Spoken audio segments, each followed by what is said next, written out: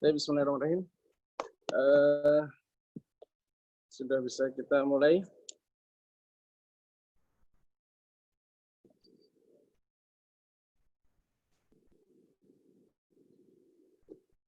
Bapak sekalian, kita mulai ya. Sudah ada 19-20 peserta. Bismillahirrahmanirrahim. Assalamualaikum warahmatullahi wabarakatuh. Alhamdulillah hamdan katsiran thayyiban barakan fihi kama yuhibbu rabbuna wa yardah. Asyhadu an la ilaha illallah wahdahu la syarika lah wa asyhadu anna Muhammadan abduhu wa rasuluh habibuhu wa khalilu al-hadi ila tariqil jannah. Allahumma salli wa sallim wa barik ala nabiyil karim wa ala alihi wa sahbihi wa man ihtada bi hadihi wa istana bi sunnatihi ila yaumil liqa'i rabbi amma ba'du.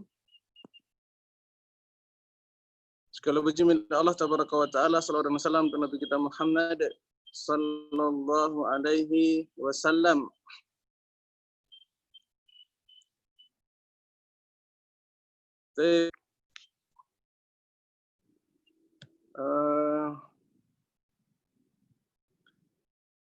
Saya coba share dulu tentang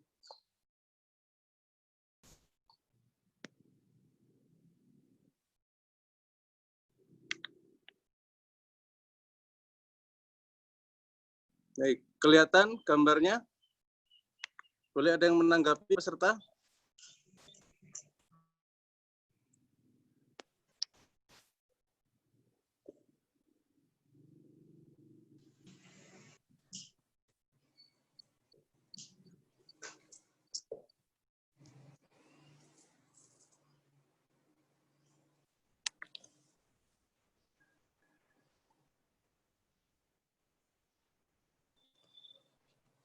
Halo, tes.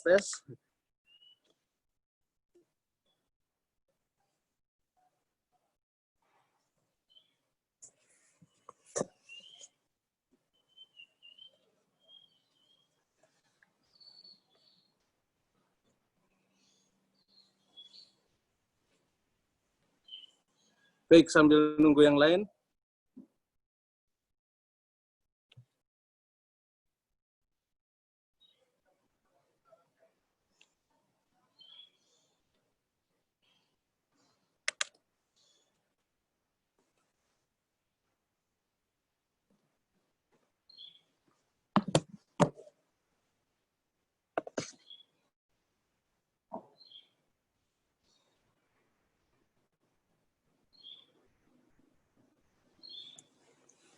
Baik,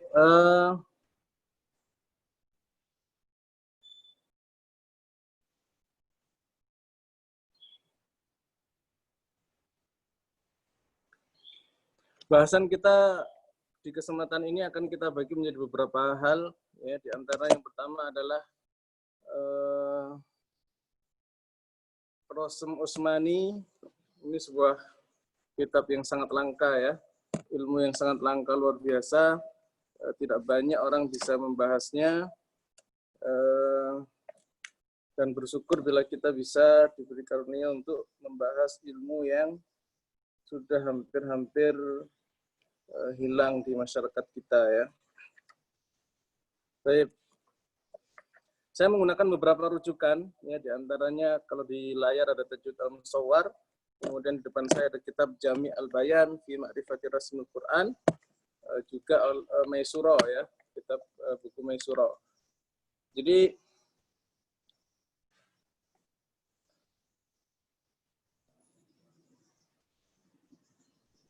latar belakang kajian online kita itu berdasarkan kitab ini, ya, kitab Metode Maisuro yang dikarang oleh Dr. G.H. Ahmad Faton LC. Di sini banyak hal yang sangat menarik, ya, sehingga kita ingin kaji secara mendalam, ya, berdasarkan juga rekomendasi dari beliau untuk bisa memasyarakatkan tulisan beliau ini. Ya, dan pada kesempatan kali ini kita membahas tentang Rasm Utsmani. Baik, di grup sudah saya share tentang beberapa contoh mushaf Al-Quran. Ada yang bisa memberikan jawaban terhadap yang sudah kita bahas? Monggo, supaya bisa berjalan dua arah.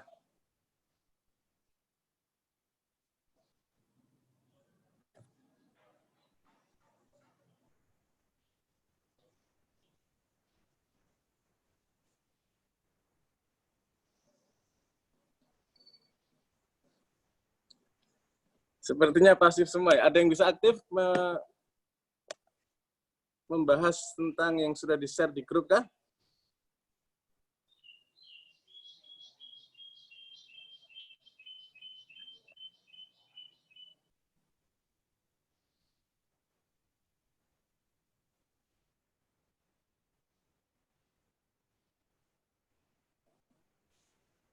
Penulisannya Ustadz, rasemnya yang berbeda. Ya, kita membahas rosem ya. Kalau tanda baca udah nanti di ujung. Sekarang kita bahas rosem. Nah, apa yang berbeda dari rosem-rosem yang sudah disebutkan di layar tersebut?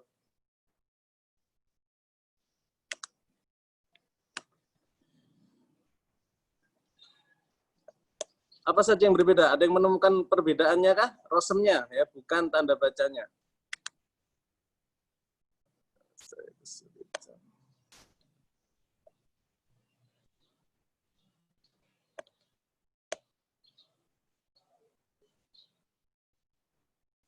Dengan umum siapa tadi? Ada yang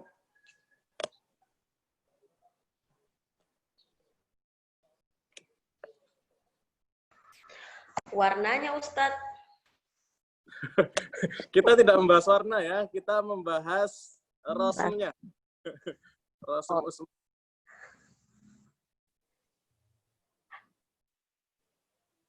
Saya ingin Apa ya?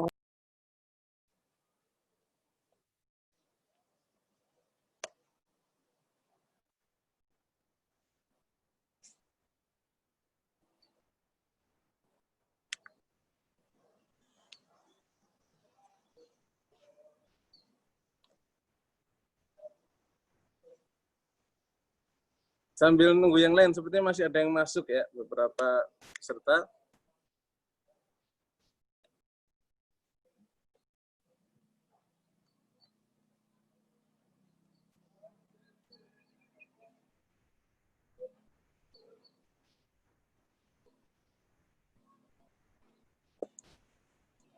Sebagian ada yang sudah bisa menyebutkan bahwa ini adalah rosem bahriyah.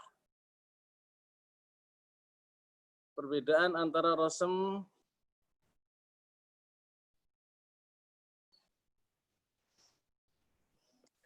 Huruf fa-nya Ustadz, ada yang ditulis di bawah huruf. Seharusnya di atas, di kepalanya, tapi ditulis ke bawah.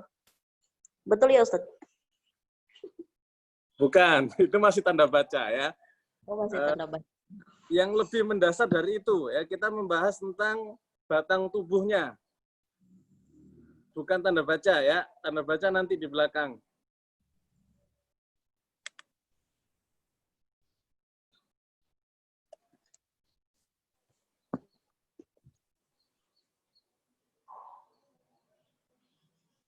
Warna tanda baca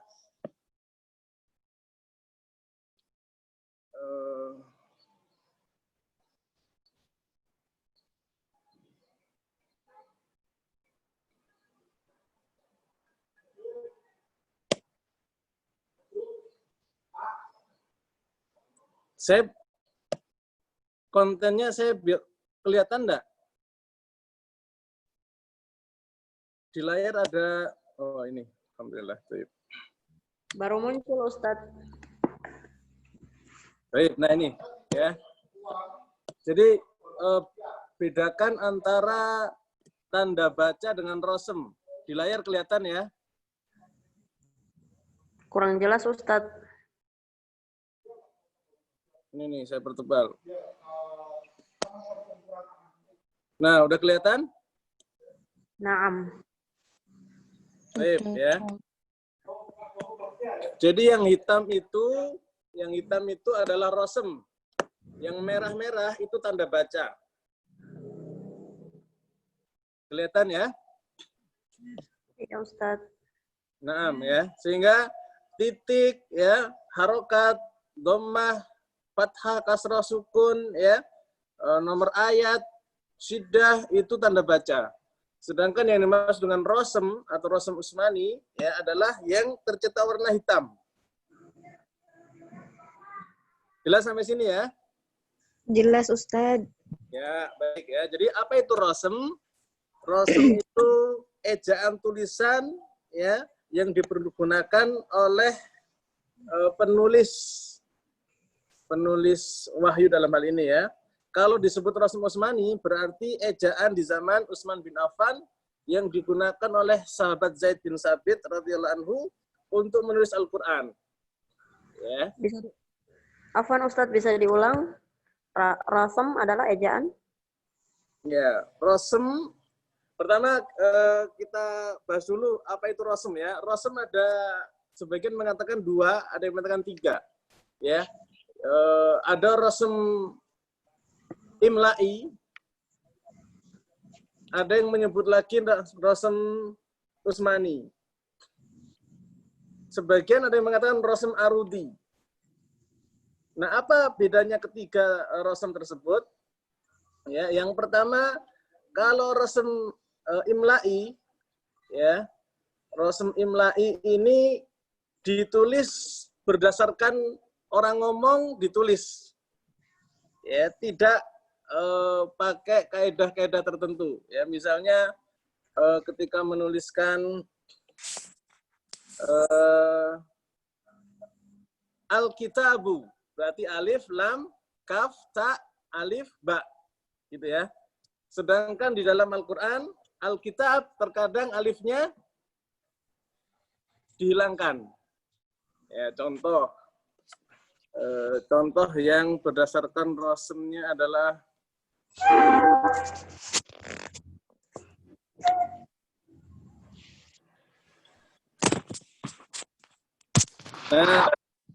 ya, contohnya di sini dzalikal kitabu. Ya, dzalikal kitabu. Nah, di sini setelah huruf ta ada alif.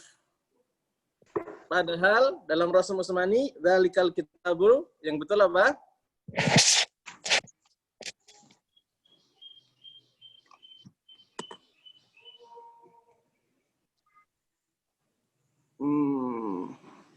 Dzalikal kitab ditulis dengan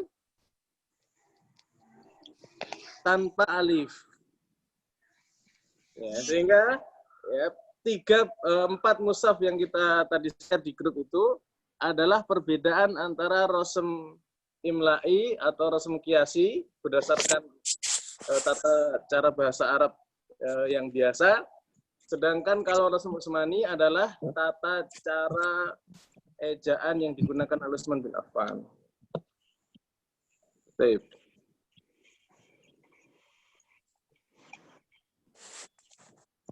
Sedangkan Rosem Arudi dia berupa syair-syair.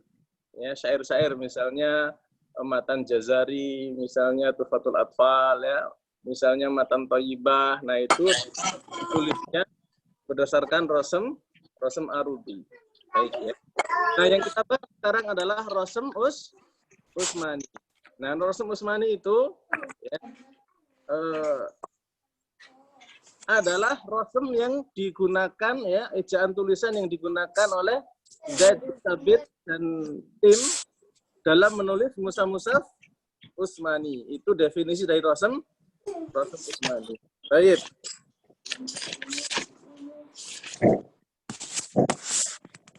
Sampai sini ada pertanyaan, silakan.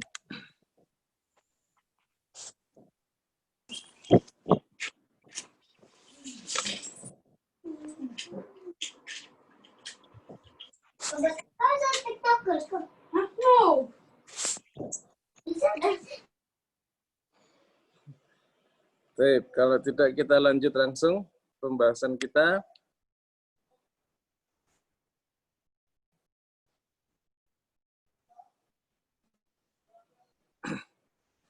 Baik, bismillahirrahmanirrahim.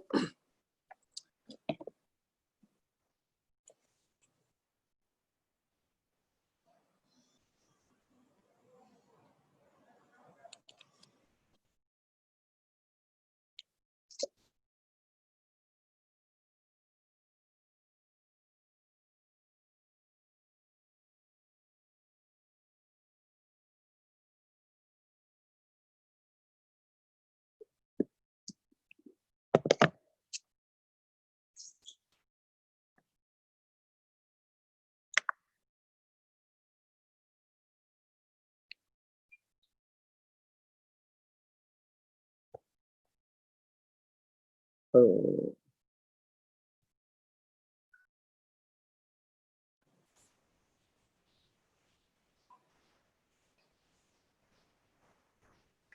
Baik, maaf, ada kesalahan teknis.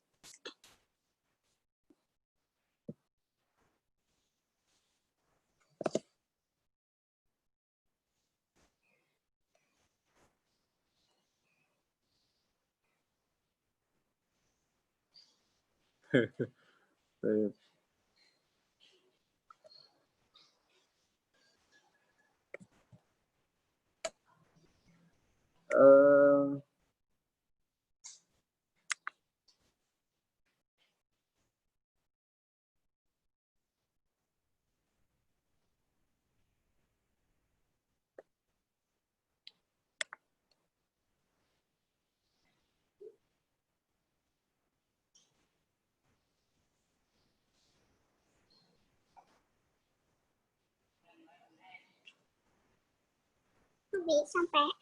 sampai duluan. Tapi lagi ke pengajian.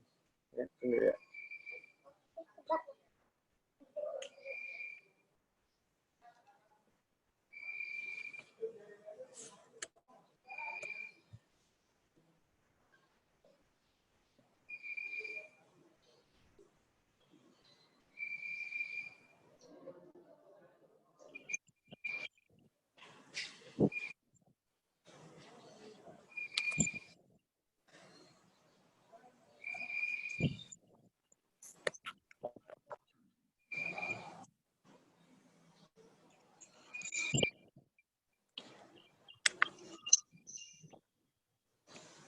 Baik, pertama saya ingin menyampaikan ya, bismillahirrahmanirrahim, tanggung jawab Nabi kita Muhammad Sallallahu Alaihi Wasallam terhadap Al-Quran.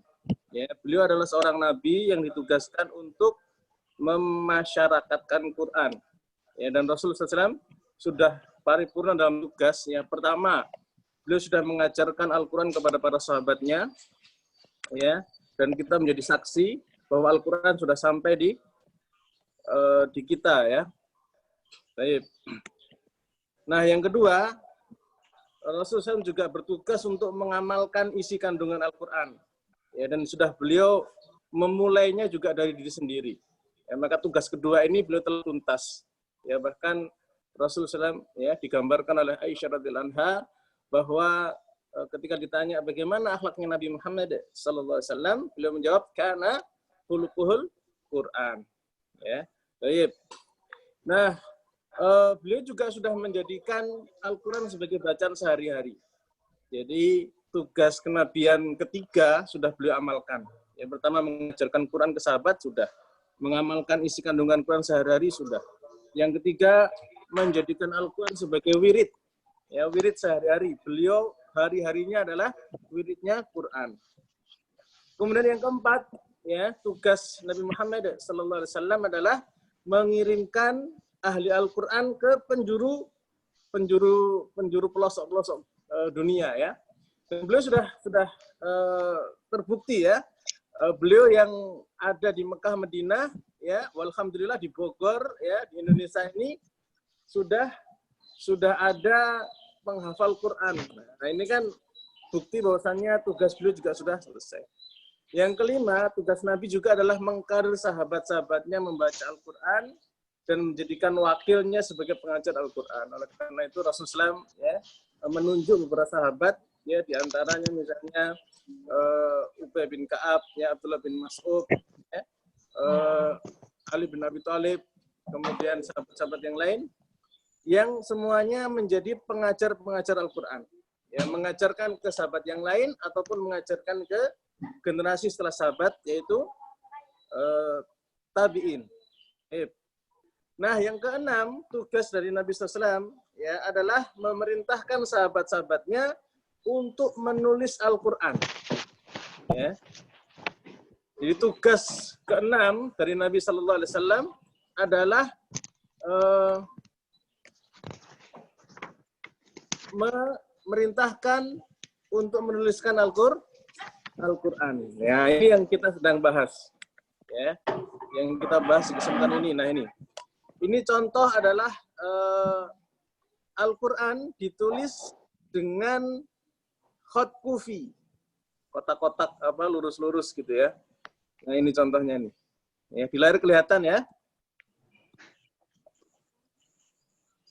Baik, ya. Ada yang ditulis di buku, ada yang ditulis di batu, ada yang di kertas-kertas, ya, lembaran-lembaran kulit binatang, ya, tulang dan seterusnya.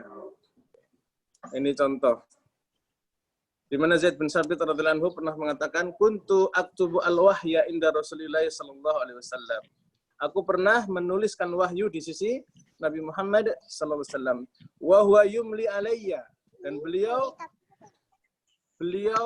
mendiktekan, ya. Jadi imla disebut dengan imla'i itu adalah mendiktekan. Alayya fa idza faradtu qal. Ketika aku sudah selesai, ya, selesai aku menulis wahyu, iqra. Nabi SAW bersabda, iqra, bacalah. Fa aqra'uhu, maka aku pun membacanya. Fa in kana fihi saktun aqamahu. Ya, kalau di situ ada sesuatu yang jatuh atau sesuatu yang perlu ditegakkan, ya, sesuatu yang perlu diluruskan, maka aku membenarkannya, ya, menegakkannya. Tsumma akhruju bihi ilan nasi. Kemudian aku mengeluarkannya kepada manusia. Maksudnya catatan Al-Quran tadi disebar ke berbagai macam masyarakat, ya, untuk dihafalkan, dipelajari, dipahami maknanya dan diamalkan dalam ya, sehingga 6 poin ini, ya, sudah dilaksanakan oleh Rasul Sallallahu Alaihi Wasallam. Baik. Nah, kemudian setelah tuntas di zaman Rasul Sallallahu Alaihi Wasallam, ya, beliau selanjutnya mengajarkan kepada sahabat-sahabat, ya, untuk meneruskan perjuangan beliau. Di antaranya misalnya di zaman Abu Bakar As-Siddiq radhiyallahu anhu, ya, di situ adalah zaman ketika Al-Quran dikumpulkan. Jadi Al-Quran di zaman Rasulullah SAW tertulis di berbagai macam media, tersebar kemana-mana, ya, masing-masing punya pegangan, ya, ada yang punya tulisan, ada yang punya hafalan dan seterusnya. Nah, sampailah ada masa di mana di zaman Abu Bakar As-Siddiq radhiyallahu anhu, ya, terjadi pertempuran yang bermacam-macam, ya, diantaranya melawan Musailamah al-Kadzdzab, ya, yang mengaku nabi palsu, atau para pemberontak yang tidak mau lagi membayar zakat, ya, dan di sana dalam jihad-jihad tersebut terbunuhlah 70 lebih penghafal Quran. Maka datanglah Umar bin Al-Khattab radhiyallahu anhu memberikan masukan supaya Al-Quran dikumpulkan. Dan Abu Bakar As-Siddiq awalnya tidak mau melaksanakan itu karena tidak pernah dilaksanakan. Tapi selanjutnya karena desakan, ya, dan hal ini adalah hal yang baik, maka Abu Bakar As-Siddiq, ya, luluh dan mengumpulkan Al-Quran, ya, sehingga baru terkumpul adalah di zaman Abu Bakar As-Siddiq radhiyallahu anhu. Baik, ya. Setelah itu masuk lagi ke zaman Umar, ya, zaman penaklukan wilayah, ya. Kemudian muncullah di zaman Utsman bin Affan. Waktu itu, ya, di zaman Utsman bin Affan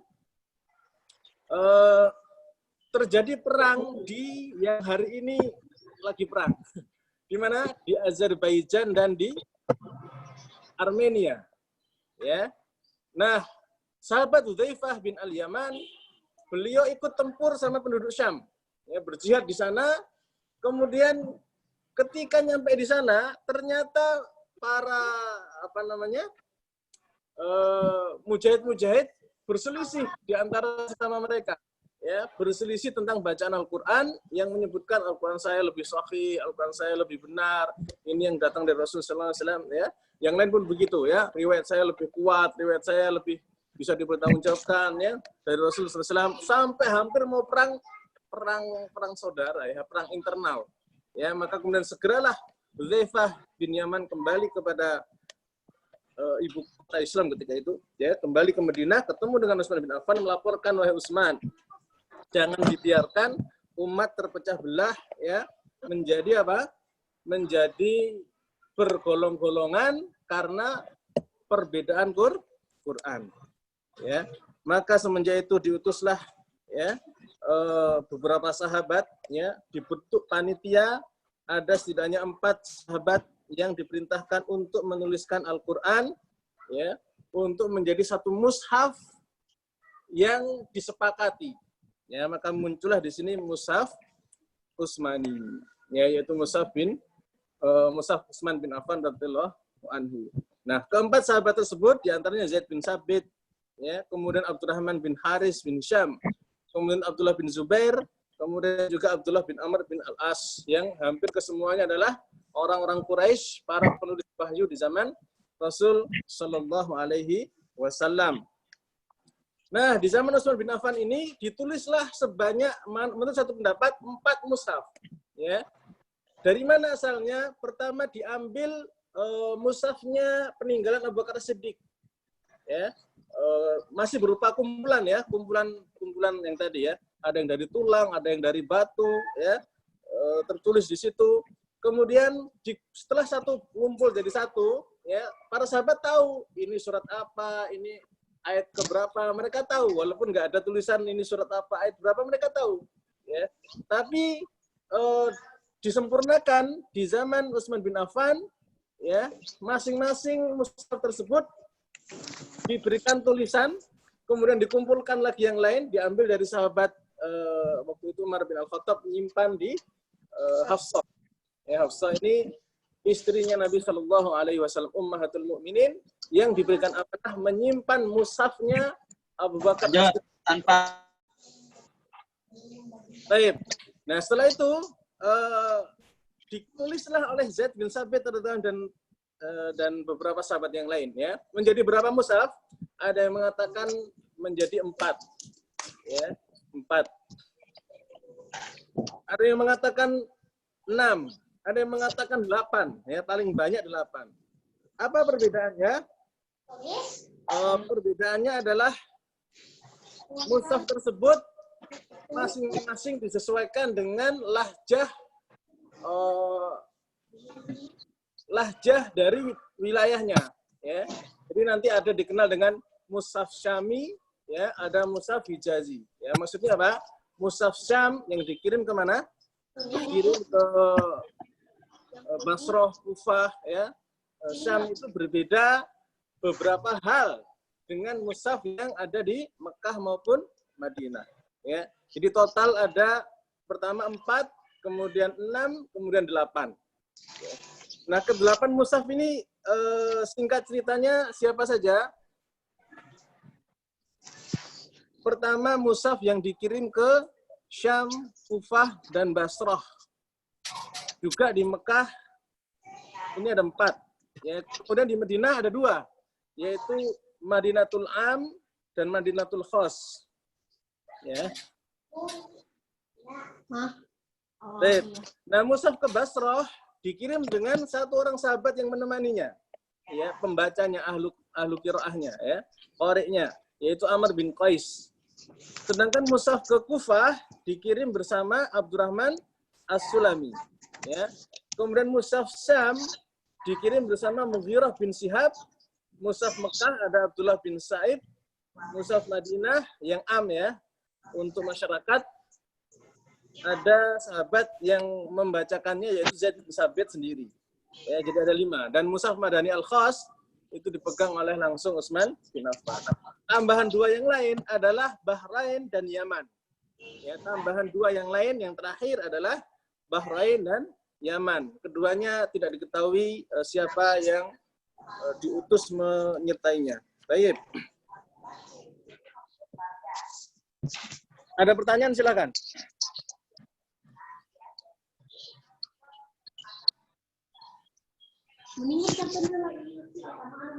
Baik, kalau tidak kita lanjut. Nah, apa sih nilai positif dari Rasul Utsmani ini, ya? Setelah menjadi karya yang monumental sekali, ya, di zaman Utsman bin Affan, ya, beliau dalam satu kisah, ya, ketika ditanya tentang kenapa nggak menaklukkan negeri-negeri dengan segala macam wilayah, ya, beliau punya karya yang juga nggak kalah dahsyat, ya, yaitu penulisan Al-Quran, ya, yang beliau berpendapat bahwa beliau ingin meninggalkan satu warisan yang akan terus bermanfaat, berguna sampai hari kiamat, yaitu mushaf Al-Quran. Maka di antara pahala besar yang dimiliki oleh para sahabat, ya, wabil khusus Utsman bin Affan radhiyallahu anhu, adalah karya penulisan Al-Quran. Baik, kalau tidak ada yang bertanya, saya yang bertanya. Ya, saya yang bertanya. Dari 8 mushaf induk, itu kira-kira semuanya sama atau beda? Semuanya sama atau ada bedanya? Silakan. Berbeda. Ada beda kali. Baik, berbeda. Apa? Beda apanya? Tulis.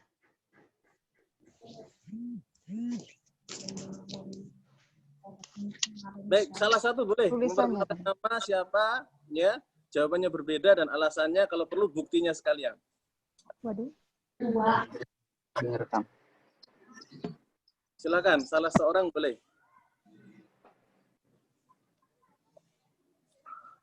Apakah mushaf-mushaf yang dikirim ke 8 negeri tersebut sama atau berbeda? Bismillah, Ustaz, saya coba menjawab. Sekiranya Betul, ada kesalahan bisa dibenahi. Yang pertama, kalau dari sisi mushafnya seperti yang tadi disebutkan, seperti mushaf yang dikirim ke Basrah, tentu berbeda dengan mushaf yang berada di Hijazi, karena di sana kalau dari sisi penulisannya tadi disebutkan dia menggunakan khot kufi, ya. Baik. Kemudian kalau untuk mushaf-mushaf yang lain pun seperti itu juga, seperti yang dikirim ke daerah itu berbeda. Kalau sekiranya mushaf biasa yang familiar, mungkin dari sisi penulisannya mungkin ditulis secara lengkap dengan harokatnya, kemudian dengan tanda bacanya seperti itu. Itu kalau dari saya, Ustaz. Mungkin kalau Baik. sekiranya ada tambahan bisa dari yang lain.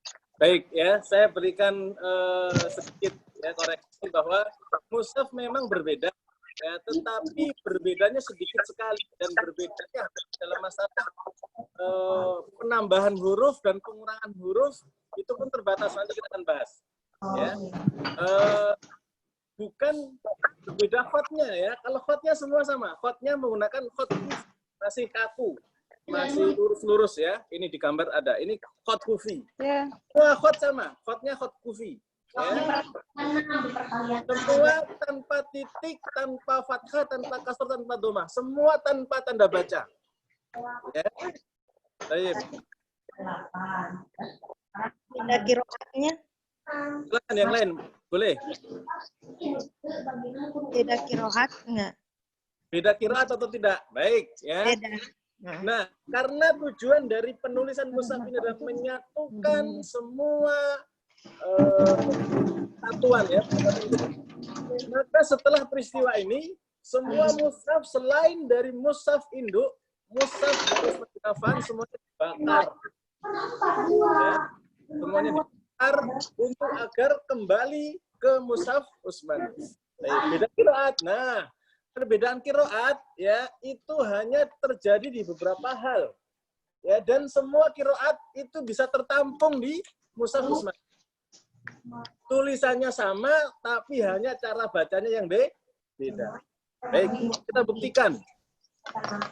Kalimat misalnya di surah Al-Fatihah saja, ya, di sana ada kalimat Maliki Yaumiddin misalnya, kan, ya, di situ bisa dibaca dengan dua cara, bisa Maliki, bisa dengan Maliki. Kenapa ditulis dengan Maliki? Supaya yang membaca pendek bisa ada kesempatan, yang membaca panjang juga masih bisa ada kesempatan, tinggal ditambahkan alif muqaddam. Ini ada yang mesen nih, Bu Baik. Endi sama Bu itu. Tadi minum. Mudah-mudahan sampai Matang banget ya. Nanti kita mintanya diantarnya nanti. Nanti dia lagi nggak ada. Ntar habis dulu. Nah, ini contoh-contoh Kalau mau ada yang di atas tuh memang tak sisihkan. yang digunakan. Udah kelihatan itu ya. Nah, barulah setelah zaman-zaman sekarang ya muncullah pembahasan-pembahasan tentang Pisaunya mana tadi yang itu? Yang kecil rahnya. Yang Afwan, gede, yang Ibu gede. Rahayu tolong dimatikan mic-nya. Oh, Masya Allah. Maaf, maaf. Nih, 10 bagi 2. 3 berapa ini? Afwan, Ibu Susan, mic-nya tolong dimatikan dulu. Afwan ya Ustadz. Nggak apa-apa ya, ini resiko online nggak apa-apa. Ini latihan lah ya untuk bagaimana online yang baik.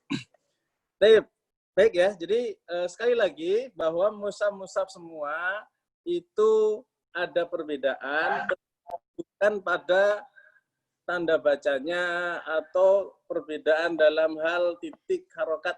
Waktu itu nggak ada, tanda baca tidak ada sama sekali, ya titik harokat nggak ada sama sekali, semuanya betul-betul hanya garis-garis, ya semuanya hanya batang tubuh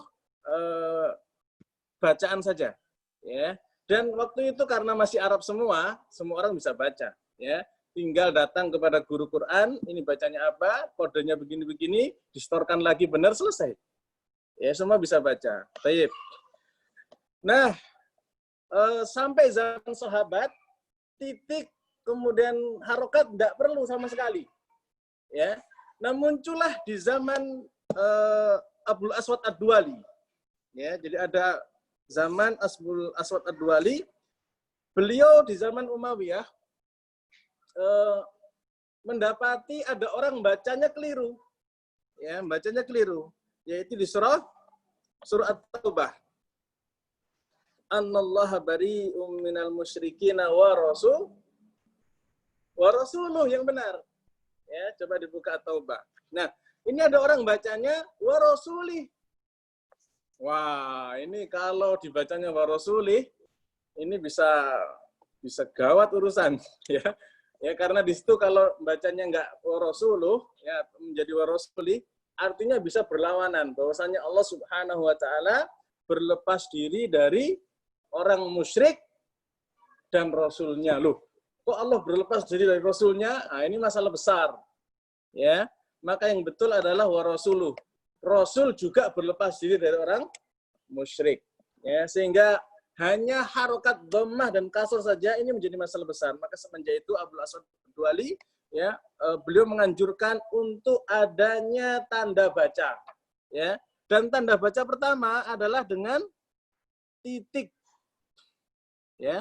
Tanda baca pertama itu dengan titik. Kalau fathah titiknya di atas, ya kalau kasroh titiknya di bawah, dhammah titiknya di tengah. Ya. Nah, maka beliau mengumpulkan beberapa orang, kemudian setiap kali beliau membaca fathah, atas, dhammah, tengah, kasroh, bawah. Ya. Tapi kemudian berkembanglah ya sampai di zaman Al-Imam Khalil bin Ahmad Al-Farahidi. Ya, beliaulah kemudian yang paling fenomenalnya adalah membuat hamzah, ya, atau membuat kode tanda baca bahwasannya hamzah adalah berupa kepala ain. Ya. Maka setelah 40 tahun pengiriman mushaf-mushaf ke beberapa pelosok negeri tersebut, ya, mulailah ditulis Al-Qur'an itu berfathah dan berharokat, berdomah dan seterusnya.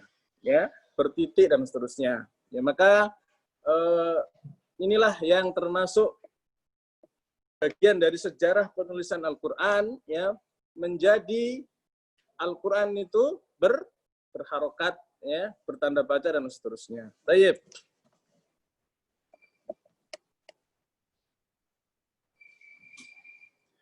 Nah, hifdzanillahu wa iyyakum.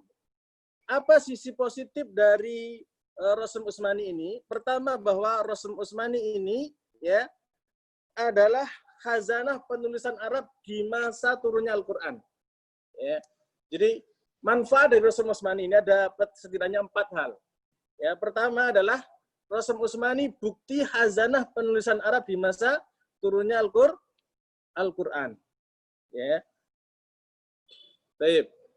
Dan Rasulullah waktu itu memerintahkan menuliskan Quran dan melarang menulis selain Quran.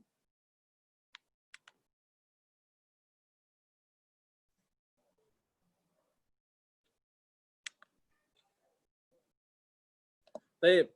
Yang kedua, Rasul Utsmani ini adalah menyambungkan perasaan, ya, sensasi perasaan sahabat radhiyallahu anhum supaya bersambung dengan umat. Ya. Jadi kita jadi merasakan, oh dulu sahabat ketika nulis Quran itu kayak begini. Ya. Sehingga umat hari ini tuh bisa nyambung dengan perasaan sahabat Nabi Shallallahu alaihi wasallam di dalam memperjuangkan Al-Qur'an. Yang ketiga, bahwa salah satu syarat diterimanya qiraat adalah dengan apa? Dengan kesesuaian dengan mushaf Rasul Utsmani. Jadi kalau ada orang baca Quran nggak sesuai, ya, cara bacanya dengan Rasul Utsmani, maka ditolak, ya, maka ditolak. Karena 3 rukun bacaan Al-Quran diterima adalah 1, harus sesuai dengan Rasul Utsmani. Ya. Yang kedua, harus mutawatir, sanadnya bersambung, mutasil, ya, banyak, sambung sampai Rasul sallallahu alaihi wasallam.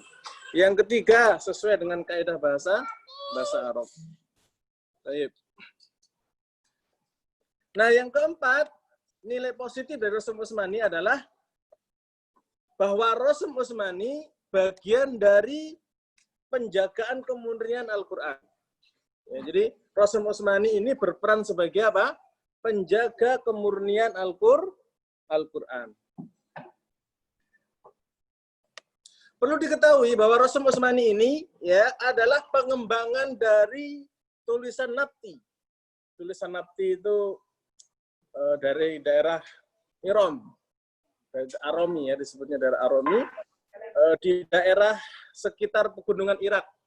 Jadi di pegunungan Irak di sana ditemukan satu tulisan yang mirip dengan tulisan Arab, ya, sekitar 9 atau 8 sebelum Masehi.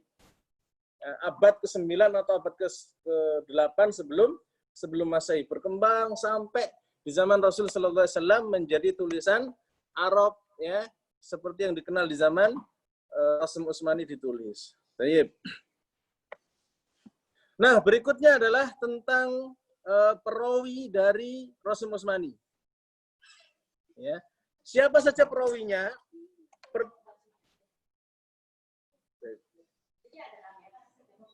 Nggak apa-apa, benar. Ya. Baik, siapa saja perawi dari Rasul Utsmani ini? Pertama adalah Abdurrahman bin Hurmuz. Ya, Abdurrahman bin Hurmuz sekitar wafat tahun 117 Hijriah. 117 Hijriah. Yang kedua adalah Imam Nafi'. Nah, Imam Nafi' ini bacaannya bacaan riwayat qiraah Nafi', ya, yaitu tahun 169 Hijriah. Kemudian juga Imam Hamzah. Imam Hamzah. Jadi selain ahli qiraah, mereka juga ahli dalam ilmu Rasul Utsmani. Yang keempat adalah Ibnu Amir. Ya, Ibnu Amir ini juga termasuk qiraah, ya, qiraah Ibnu Amir sekitar 118 Hijriah yang juga ahli Rasul Utsmani. Nah, di menjelang ke sini, ya, kalau Ibnu Amir tadi 118, ya, Imam Nafi' 169 Hijriah, ya, maka perawi yang paling dekat dengan kita, kemudian muncul 2 mazhab, adalah Abu Amr Ad-Dani. Ya, Abu Amr Ad-Dani. Serta muridnya namanya Abu Dawud, Sulaiman bin Najah Al-Andalusi. Kalau Abu Amr Ad-Dani itu wafat sekitar 444 Hijriah. Jadi jauh, ya, dari terakhir misalnya Imam Nafi' itu 169.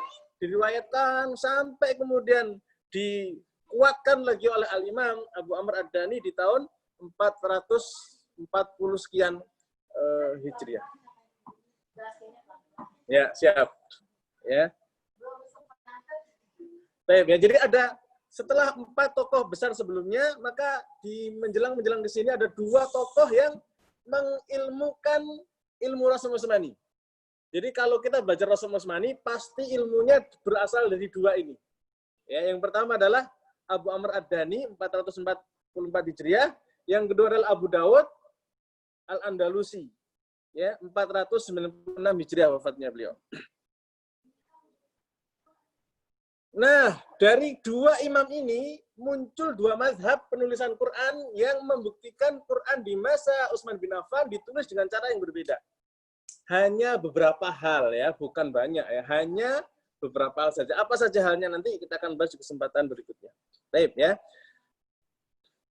Nah, kalau Abu Amr Ad-Dani dan juga muridnya Abu Dawud Al-Andalusi, bayangkan ya, keduanya kalau nggak salah berasal dari Andalus. Andalus itu berarti mana? Spanyol. Ya, jadi Spanyol itu pernah menjadi era keemasan Islam. Ya, dan paling topnya adalah di zaman Imam Asy-Syatibi masalah Quran ya, itu sekitar 590 Hijriah.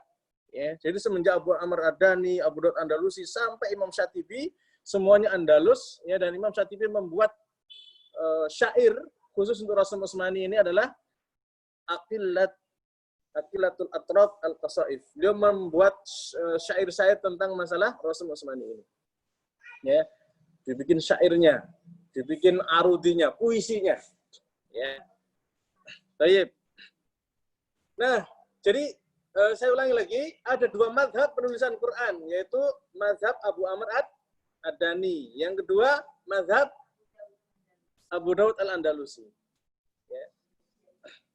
Ya, semua Andalusi.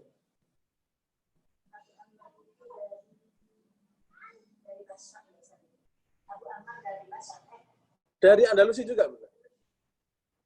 Jadi ini guru dan murid.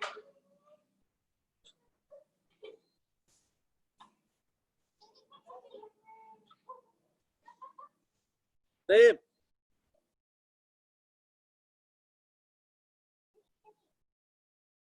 Sekarang saya ingin nanya, boleh nggak kita menulis Al-Quran bukan dengan Rasul Utsmani?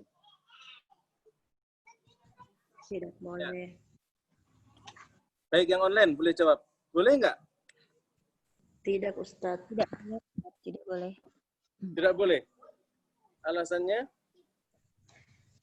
Karena untuk menulis al-mushaf harus rasam Utsmani, terus mutawatir, terus sesuai dengan kaidah bahasa Arab. Baik, alhamdulillah. Ya. Nah, Imam Ahmad mengatakan haram menyelisih khot mushaf Utsmani. Dalam hal waw, alif, ya, ataupun yang lainnya. Dalam kitab Manahil Irfan, ya, Al-Imam Ahmad mengharamkan menulis mushaf dengan bukan Rasul. Siapa Ustaz namanya tadi? Imam Ahmad. Yang mengharamkan Imam Imam Ahmad mengharamkan. Imam Ahmad. Iya. Lah Imam Ahmad juga pernah ditanya, boleh enggak? Ya. Beliau jawab tidak, tapi harus mengikuti tulisan yang sama. Bunda Dewi di silent. Ini. Udah. Oh, belum ya. Sebentar. Nah. Ya.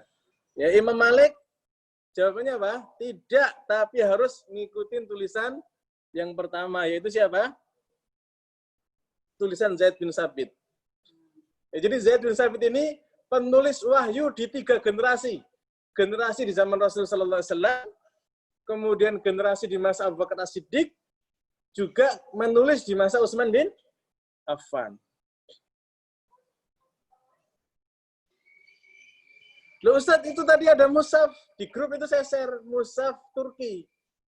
Jadi Turki Utsmani itu punya tentara angkatan laut.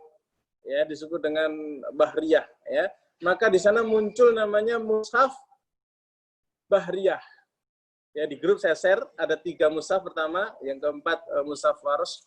Ya. Yang menulis Quran dengan imla'i. Ya, imla'i. Jadi ketika menulis dzalikal kitabu la kitabu ditulis dengan apa? Tak pakai alif. Padahal Rasul Utsmani sepakat al-kitabu dalam ayat ini ditulis dengan menghilangkan alif. Ya, berarti ciri dari rasm imla'i tinggal dicek aja. Ketika nulis dzalikal kitabu la raiba fihi, itu kitabnya pakai alif, berarti bukan Rasul Utsmani. Ya. Atau paling gampang lagi Al-Fatihahnya. Kalau Al-Fatihahnya Maliki Yaumiddin, ma-nya pakai alif, berarti bukan Rasam Utsmani. Ya, imla'i. Karena semua Rasam Utsmani itu selalu apa? Selalu Maliki ditulis dengan ma-nya pendek. Ya. Baik. Kalau Rasam yang ditulis oleh Turki di dalam Bahriyah, ya, Mushaf Bahriyah, ma-nya panjang, Maliki. Ya, Maliki Yaumiddin, ma-nya panjang, pakai alif. Ya, di grup ada mushafnya. Baik. Ya, jadi sehari ini ada nggak mushaf yang ditulis? Ada, ya. Jadi Mushaf Bahriyah ini pernah populer di Indonesia, terutama di masyarakat Aceh. Ya, karena Aceh dari dulu punya kerjasama militer ya dengan Turki. Ya, bahkan oleh Kiai Mbah Arwani ya pernah diterbitkan di Kudus Mushaf Bahriyah. Apa kehebatan Mushaf Bahriyah ini? Dia ditulis khusus untuk para penghafal Quran. Langsung berupa 15 baris pojok, ya ada Quran pojoknya, ya. Justru itu dari mana? Dari Mushaf Bahriyah. Jadi berjasa Mushaf Bahriyah ini. Ya.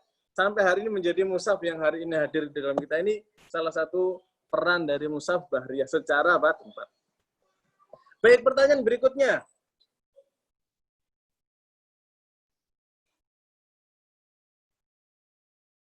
Boleh nggak mencoret-coret Al-Quran? Ya, yang online boleh. Boleh nggak Quran dicoret-coret?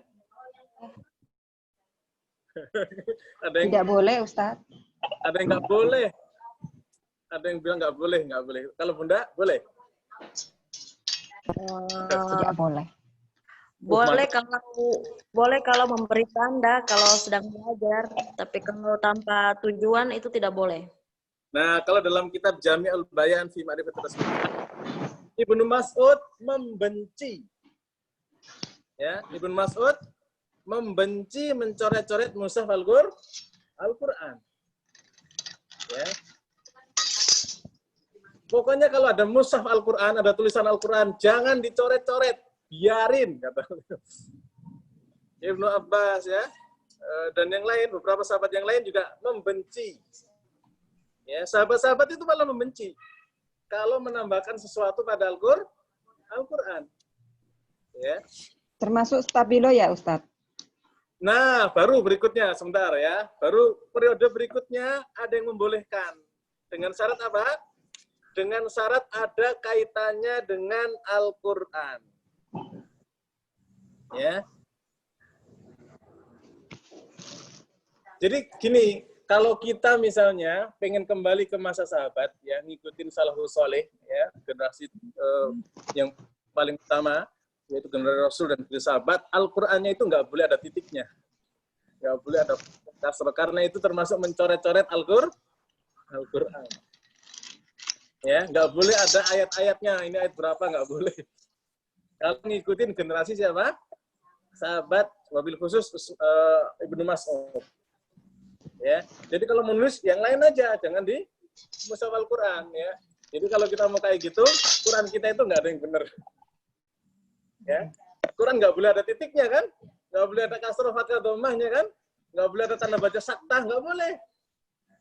Ya, setelah itu kemudian ya tadi Abdul Ad-Dwali zaman tabiin ya, Abdul Ad-Dwali ini masih sempat ketemu sahabat. Jadi Abdul Ad-Dwali ini beliau Islam di masa Rasulullah masih hidup.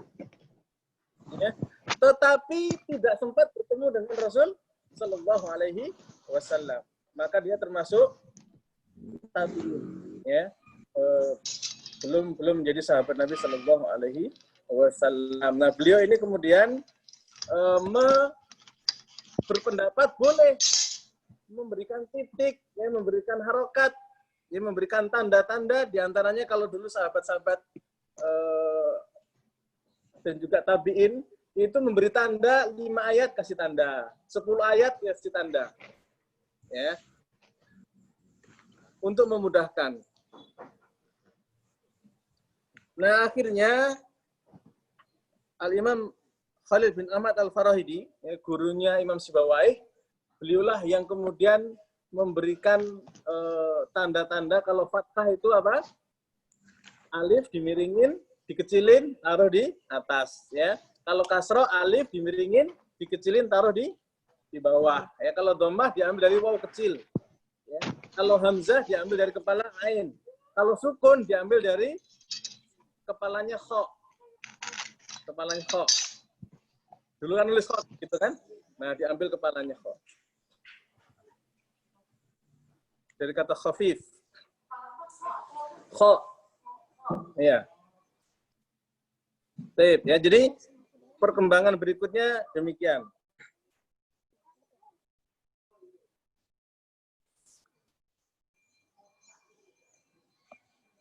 Baik, ada pertanyaan silakan.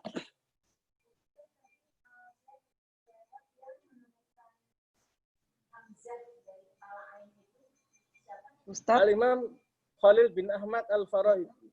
Ya, silakan. Khalil. Farahidi. Farahidi. Nah. Baik, Saya yang lain tadi- silakan. Ustaz, ya punten. Tadi saya telat. Tugas-tugas Nabi Muhammad SAW tadi belum yang ke-1, kedua.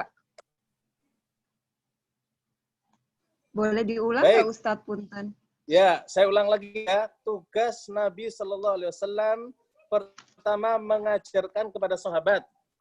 1. Yang kedua mengamalkan isi Al-Quran dan sudah dimulai dari diri sendiri oleh beliau ya.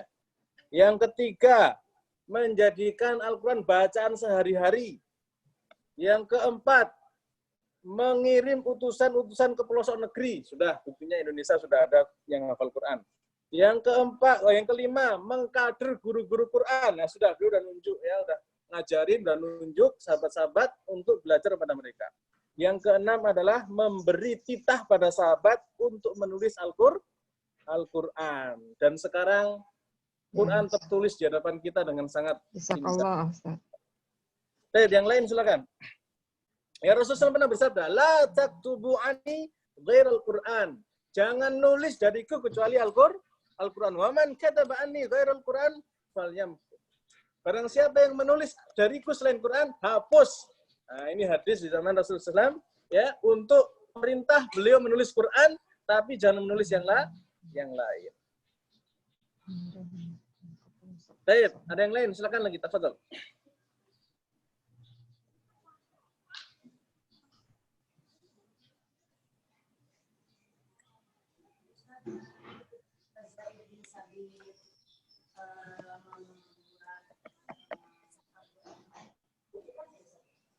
Membukukan Quran ya. Ya, tulisannya seperti kalau di slide ini ada nih. Tanpa titik. Ya, seperti ini. Ini contoh mushafnya ini. Udah nih. Ya. Jadi sampai 40 tahun pengiriman mushaf itu 40 tahun itu nggak pakai titik. Ya, baru ada titik di zaman siapa? Pertama Abu Aswad Ad-Duali, setelah itu di zaman Khalil bin Ahmad Al-Farahidi.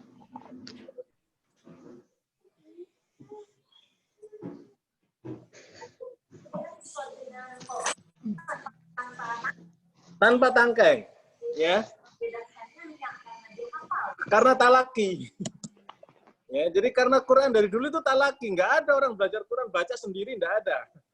Ya, bid'ah itu kalau ada orang belajar Quran tanpa guru itu bid'atun dhalalatun dan termasuk minal kadbi, ya, mendustakan biriwayatir Quran, ya. Karena syarat Quran itu dikatakan benar diterima kalau muttasil, gurunya berguru sampai kepada sahabat, sampai kepada Rasulullah SAW. Ya, kalau cuman dari media itu meruntuhkan rukun Quran yang sahihah yang pertama. Ayo.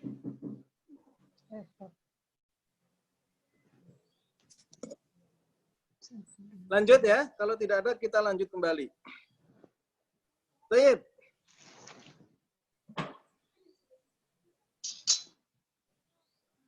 aturan main. Wakaf dan wasol. Ya, semua sahabat meriwayatkannya dengan cara yang diriwayatkan dari Nabi. Jadi Nabi pernah wakaf di sini, pernah wakaf di sini. Itu nanti khusus bab wakaf dan ibtidah bahasanya khusus ya. Itu satu kitab, satu fan ilmu tersendiri. Ada beberapa beda, tergantung beberapa negeri. Karena ada wakafnya wakaf dari Bombay, ada yang dari Maroko, itu kan, ada yang dari Madinah. Itu nanti Baghdadi adalah wakaf Baghdadi ada sendiri. Nanti bahasa tersendiri wakaf tidak, itu ilmu yang lebar luar biasa yang selama ini nggak pernah kita pelajari. Ya, Rasul Utsmani aja juga jarang orang yang bisa membahas ya, dan mendalaminya ya. Makanya kami diberikan wejangan ya oleh kiai kami, Kiai Ahmad Fatoni ya. Beliau mengatakan dulu Rasul Utsmani itu ilmu langka. Ya, di Indonesia ini bisa dihitung jari saja orang yang memahami Rasul Utsmani. Ya, sehingga makanya ini dalam rangka untuk kita mendalami lagi kembali ya. Aslinya kami dulu belajar itu 2 hari berturut-turut, itu aja belum selesai. Ini ada bukunya ini, Bunda. Nanti kita bikin ringkasannya ya, insya Allah. Mudah-mudahan. Ya. Baik ya, ini bukunya yang saya pegang ini setebal Rasul Utsmani ya, 358 halaman. Ya, 358 halaman tentang Rasul Utsmani. Kita mau membahas 1 jam, insya Allah. Ya. Tapi nanti kita diskusi lagi kira-kira bagaimana kelanjutan, apakah perlu kita perdalam. Ini masih mukadimah ya. Baik. Selanjutnya ya, aturan main penulisan Quran di zaman Utsman bin Affan. Ya. Ada 2 aturan mainnya. Pertama adalah menulis sesuai yang diajarkan Nabi selama tidak ada nasakh, tidak ada penghapusan di ardil akhirah. Jadi zaman-zaman akhir sebelum Nabi Islam wafat ya, kembali kepada Allah Subhanahu wa taala. Selama nggak ada nasakh, maka tulis. Ya. Jadi setiap orang yang datang itu wajib bawa 2 saksi. Misalnya ada orang bawa tulisan Quran, kan diumumkan oleh Utsman bin Affan kan, Quran akan ditulis ya ke seluruh negeri, dan semua harus apa? Harus membantu Zaid bin Sabit dan tim untuk mensukseskan proyek penulisan Quran. Maka semua sahabat yang punya Quran, punya catatan di rumahnya, datang, ini surat ini, ayat ini surat ini, ayat ini, bersama 2 orang saksi. Ya. Nah, ada satu sahabat yang nggak punya saksi. Ya.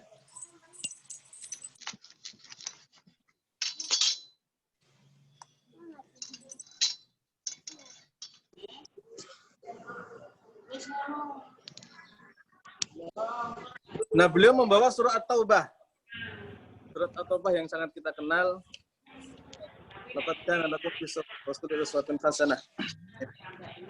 Nah, tapi Rasulullah SAW sudah mendaulat bahwasanya nilai beliau ini adalah 2 orang saksi. Nah, jadi ada satu-satunya sahabat, ini penutup ya. Setelah semua Quran ngumpul, ada satu yang belum tertulis. Ya. Dapatkan lakum bi Rasulillah uswatun hasanatun liman kana yarjul. Ya, di surat Taubah akhir. Nah, itu cuma 1 orang. Ya, sahabat Hisham bin siapa? Ya. Nah, beliau ini kemudian karena ada hadis Nabi yang mengatakan beliau ini saksinya 2 orang gitu ya. Jadi ada satu sahabat yang nilainya berapa? 2 orang diterima Quran. Setelah itu ketok palu, jret 30 juz selesai.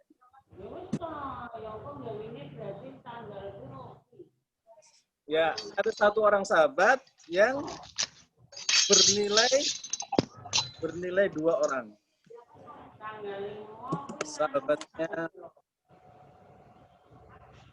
karena hadis Nabi. Karena hadis Nabi Sallallahu Alaihi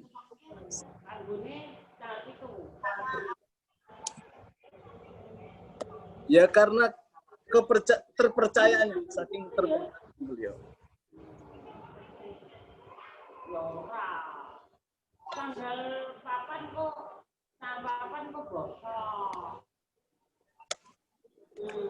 Ini kitabnya ini masih kayak manuskrip, jadi bacanya itu kadang perlu kerja keras.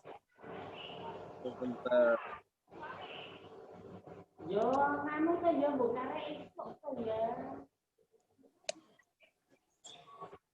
PR buat saya ya, PR buat saya untuk mencari sahabat siapa yang membawa ayat akhir Taubah. Ya. Nah, kaidah yang kedua. Assalamualaikum, Afwan Ustaz. Silakan. Abu Huzaimah. Abu Zaimah ya? Ada yang menemukan? Nama aslinya apa? Hisham bin siapa begitu? Oh, anak mau dengar Abu Huzaimah. Kemarin saya kata di sini. Ya nek sing dinggo kuwi ra apa-apa. Tapi nek sing cilik ora iso. Ra cocok kabeh. Ini catatan saya masih berserakan ini ya. Ya ora, lah dene iso ngatur kon ngene pawan. Nanti di kesempatan yang lain kita bahas. Nah, kaidah yang kedua dalam penulisan Tasawuf Usmani, ya kalau ada perselisihan dalam penulisan Quran, yang ini nulis begini ya, lahjah ini nulis begini, kembalikanlah ke lahjah Quraisy. Karena awal mula Quran diturunkan adalah dengan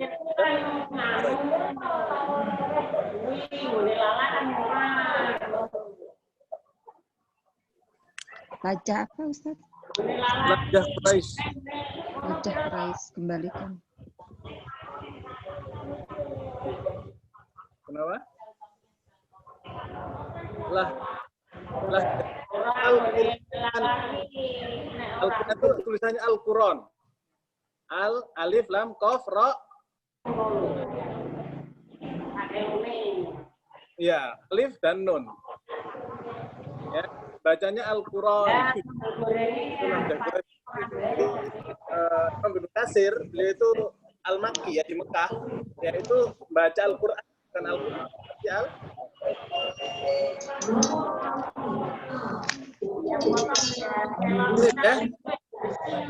Nah, kita masuk bahasan berikutnya tentang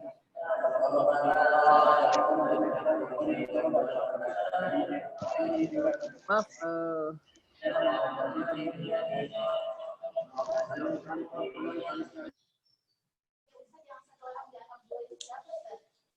Nanti PR buat saya. Catatan saya berserakan.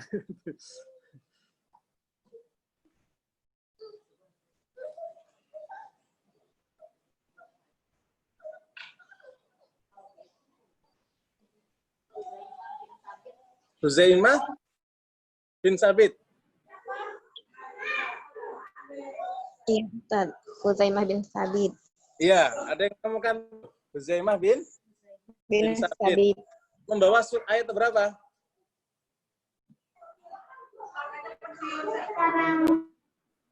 Membawa surat At-Taubah ayat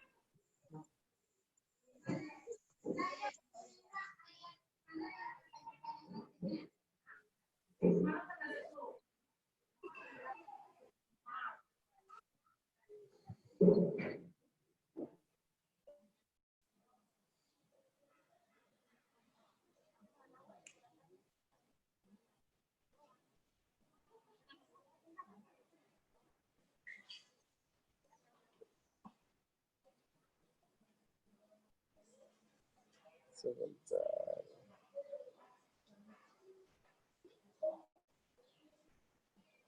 Catatan saya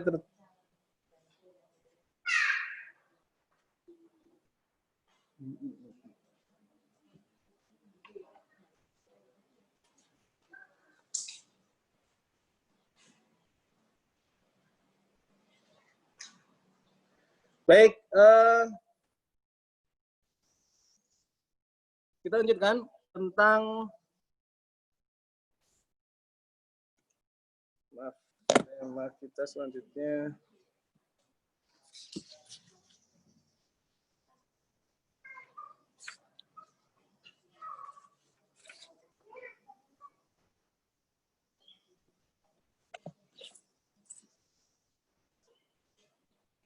Tentang kitab-kitab andalan dalam Rasul Usmani.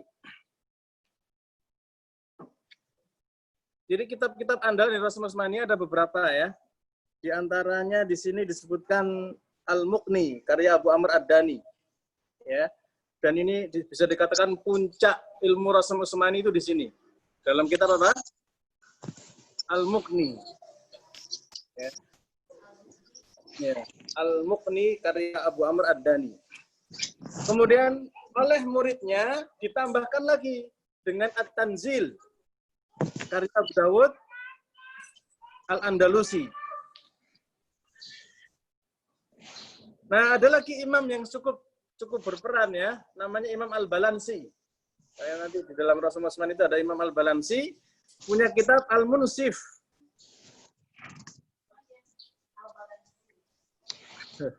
Al-Andalusi juga. Jadi ini betul-betul dari Spanyol itu Masya Allah ya, puncak Quran itu di sana ilmunya. Ya. Nah, oleh Imam Syatibi dari Andalusi juga. Ya, setelah sekian tahun membuat syair-syair puisi namanya apa? Aqilat Atrab Al-Qasaid. Ya. Al-Qasaid. Qasaid. Ya. Yang ini isinya syair-syair bait-bait dari Al-Muqni dan At-Tanzil. Nah, diikuti juga di sini oleh Al-Imam Al-Kharas As-Suraisi. Itu sekitar 718 Hijriah, wafatnya beliau. Ini menjelaskan tentang bait-baitnya diperbanyak ya dalam Mauriduz Zaman. Ada kitab Mauriduz Zaman ada 608 bait yang di situ berisi tentang Rasul Usmani. Nah, setelahnya muncul Dalail Khairan ya, Al-I'lan Bitakmil Mauriduz Zaman dan seterusnya, itu syarah-syarahnya.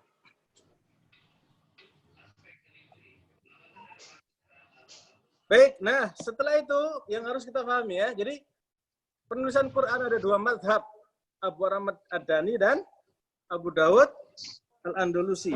Ya, ini sudah tidak ada yang lain. Contoh yang menggunakan ini adalah kalau Mushaf Madinah menggunakan riwayat siapa? Abu Dawud. Ya, Abu Dawud Al-Andalusi. Kalau Mushaf Indonesia menggunakan riwayat Abu Amr Ad-Dani. Ini yang harus kita perhatikan. Ya, apa bedanya? Sebentar lagi nanti kita akan bahas. Ya. Diulang Ustadz. Afwan. Yang mana? Mushaf Madinah menggunakan? Ya. Mushaf Madinah menggunakan riwayat Abu Dawud Al-Andalusi. Kalau Mushaf Indonesia menggunakan riwayat Abu Amr Ad-Dani. Gurunya Abu Dawud.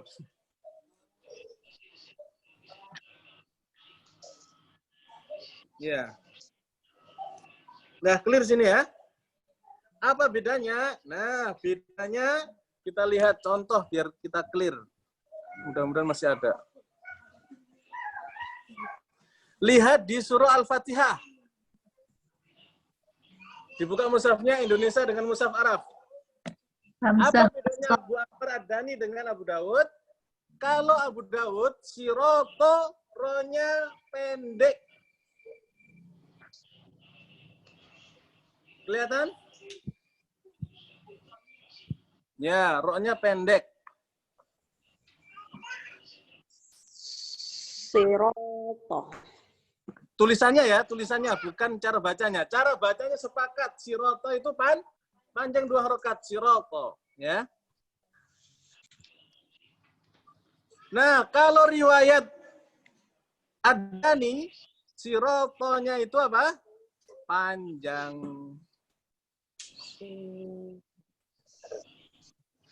Maaf.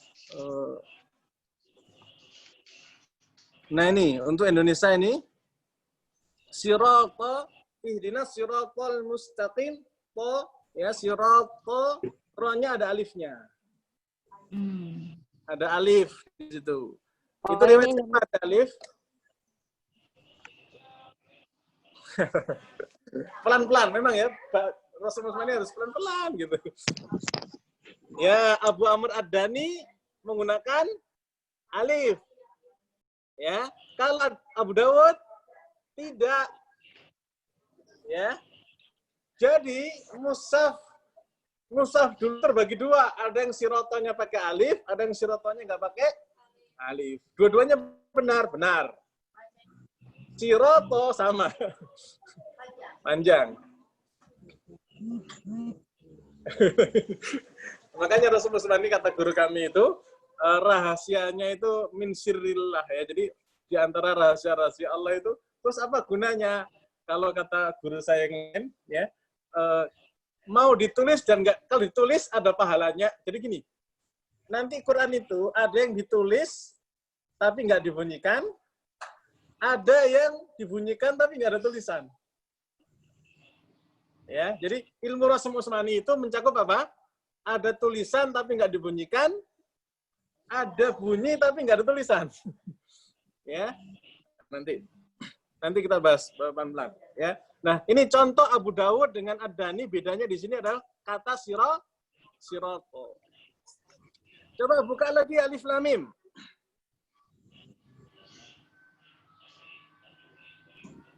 Nah kalau dzalikal kitabu, ini bedanya dengan Rasul Imla'i. Kalau riwayat dari Turki, ya, yang pakai Rasulnya Imla'i, dzalikal kitab, pakai apa? Pakai alif tuh. Dzalikal kitabu. Ini bukan Rasul Utsmani. Nah, Rasul Utsmani mau Abu Dawud maupun Ad-Dani dua-duanya pakai alif muqaddarah. Makanya untuk riwayat Ad-Dani dalam mushaf Saudi, dari mushaf Indonesia, dzalikal kitab, ya, tetap pakai apa? Tetap pakainya alif fathah berdiri atau alif kecil? Halo, yang online boleh jawab. Kalau riwayat Indonesia, ya, dari Ad-Dani, pakainya alif kecil atau fathah berdiri? Alif berdiri. Fathah berdiri. Nah ini nih contoh nih. Dzalikal kitabu. Kenapa? Alif berdiri, alif kecil. Alif kecil. Alif Baik, pertanyaan saya ulang. Pakai alif kecil atau fathah berdiri? Alif kecil. Alif kecil itu. Alif kecil, Ustaz. Nah, ini yang orang Indonesia belum paham. Fathah berdiri. Itu belum paham apa bedanya alif kecil dengan fathah berdiri. Nih, nggak kelihatan nih. Kalau fathah kan alif yang dimiringin. Kalau fathah kecil kan. Coba, apa bedanya alif kecil dengan fathah berdiri? Itu sudah pernah kita bahas di pertemuan sebelumnya. Kalau fathah kecil kan mad ya Ustadz, pemanjang kan?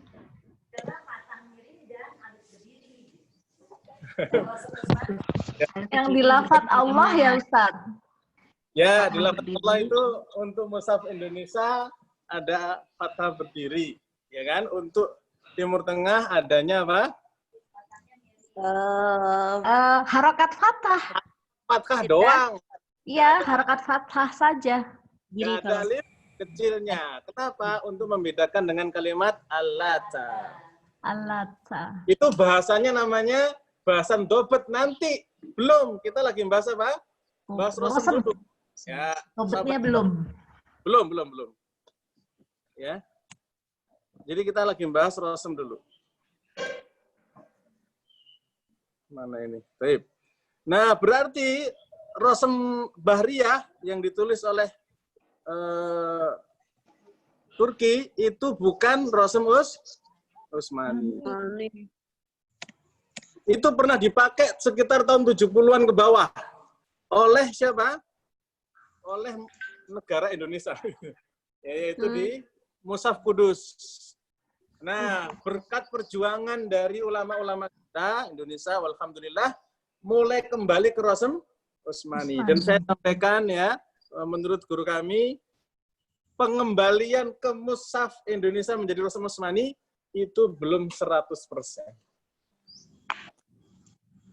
Ya, PR ini buat generasi selanjutnya, ya, generasi kita, untuk menjadikan Rosem Utsmani 100% gimana? Nah, konon katanya guru kami berani mengatakan baru 90% yang sudah Rosem Utsmani, sisanya harus dikulik-kulik lagi ya supaya 100%. Baik.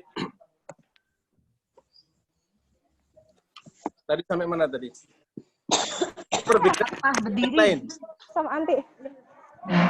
Nah, contoh yang lain misalnya, coba lihat di Absorihim. Di ayat 7, Al-Baqarah ayat 7. Mushaf apa Ustaz? Ustaz. Absorihim. Absorihim. Nah, mushaf Indonesia tulisannya gimana? Lihat di mushafnya. Absorihim pakai alif kecil. Indonesia? Indonesia, bukan Arab, bukan Timur Tengah. Pakai fathah biasa Ustaz. Pakai apa? Berdiri. Pakai alif. Oh ya, pakai alif. Iya, alif. Iya, Absorihim ini, saya besar ya, Absorihim. Pakai alif. Sementara riwayat Abu Dawud di Mushaf Madinah pakai apa? Alif kecil. Lihat sekarang. Pakai alif kecil. Ya, alif muqaddaro. Ya. Lihat juga Alif. Gisawah, sampingnya Gisawah. Indonesia pakai apa? Wisawah. Pakai alif. Kalau Madinah? Ya, pakai alif kecil, alif muqaddaro. Oh, afwan Ustaz, alif kecil. Abu Dawud dan Ad-Dani. Afwan Ustaz, alif muqaddaro itu yang diselip-selip ya, yang kecil. Nah, bedanya alif kecil dengan fathah berdiri adalah kalau fathah berdiri, dia fathahnya didirikan tanpa ada bantuan yang lain, sudah. Kalau alif kecil, dia ada fathah plus ada alifnya. Alif ziyadah ya Ustaz? Lain lagi. Lain lagi. Lain lagi. Masya Allah. Nanti berikutnya itu alif ziyadah, nanti ada alif Ada yang ada nolnya. ziyadah, nanti beda lagi babnya. Ini kita baru membandingkan antara riwayat Abu Dawud dengan riwayat Ad-Dani. Ad-Dani dipakai di Indonesia, Abu Dawud dipakai di Saudi, di Timur Tengah. Bisa diulang Ustaz? Apa tadi alif muqaddaro? Alif muqaddaro nanti itu bab dobet tanda baca ya. Nanti pending dulu. Alif Oh, kecil, iya. alif muqaddaro. Bukan baca, bukan Rosem Utsmani.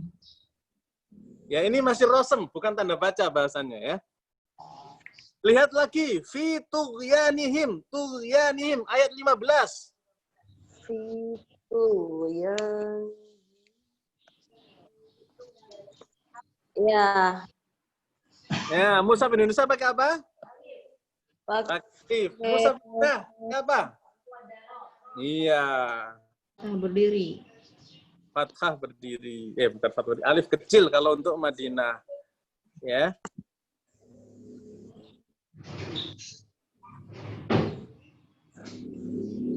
Tijaratuhum. Lihat di paling bawah ayat 16. Tijaratuhum. Indonesia pakai apa? Pakai alif. Mushaf Madinah? alif Alif kecil.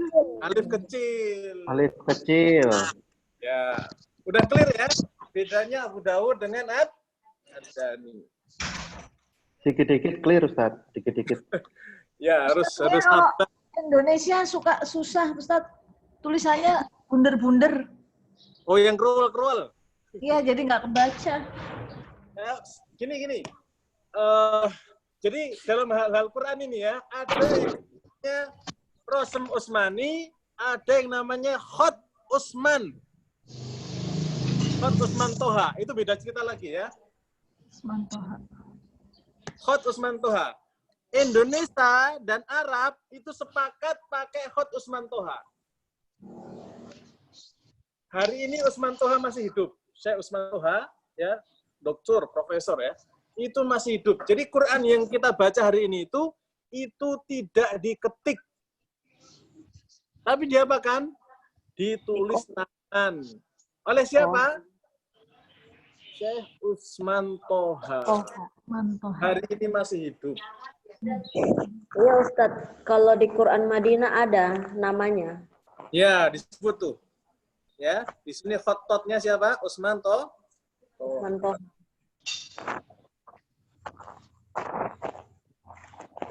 Berarti Ustadz, semua Al-Quran Madinah itu ditulis tangan ya, tidak ada yang langsung dicetak, umpamanya kayak di print. Setelah ditulis tangan, ya, disetorkan ke bagian layout, ya, kemudian dibikin daminya, kemudian dicetak pakai mesin. Jadi kalau masalah mesin, pakai mesin, sama-sama pakai mesin. Nah, Indonesia ngambil dari khotnya Arab, ya, diambil apa namanya khotnya itu, ya, kemudian diberi harokat, diberi tanda baca segala macam, ya, kemudian ditaskhih oleh Lajnah Quran.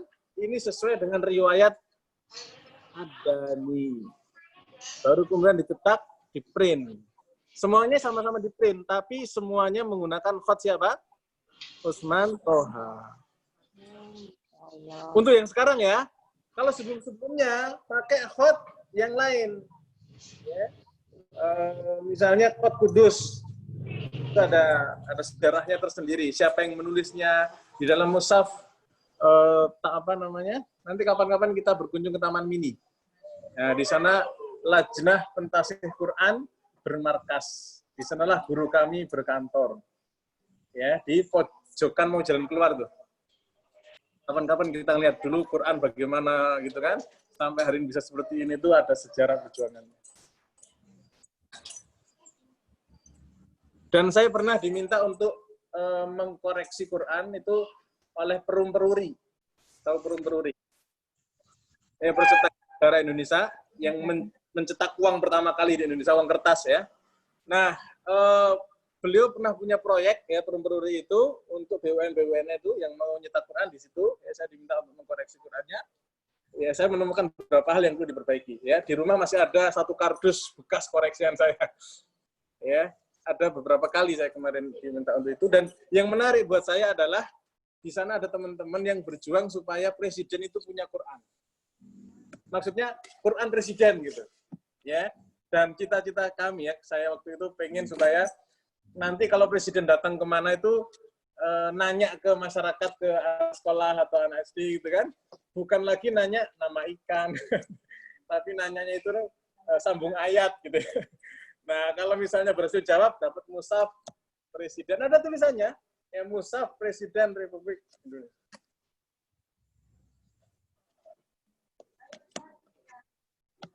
Ya kita perjuangkan ya, supaya nanti presiden kita hafal Quran. Iya. Amin. Ya, ini langkah awal kita sebisanya ini online-onlinean kayak gini ya, supaya tersebar dakwah ke seluruh penjuru. Baik, clear ya. Jadi riwayat Abu Dawud dengan riwayat Ad-Dani dengan imla'i. Kalau imla'i ya, nah ini contoh imla'i.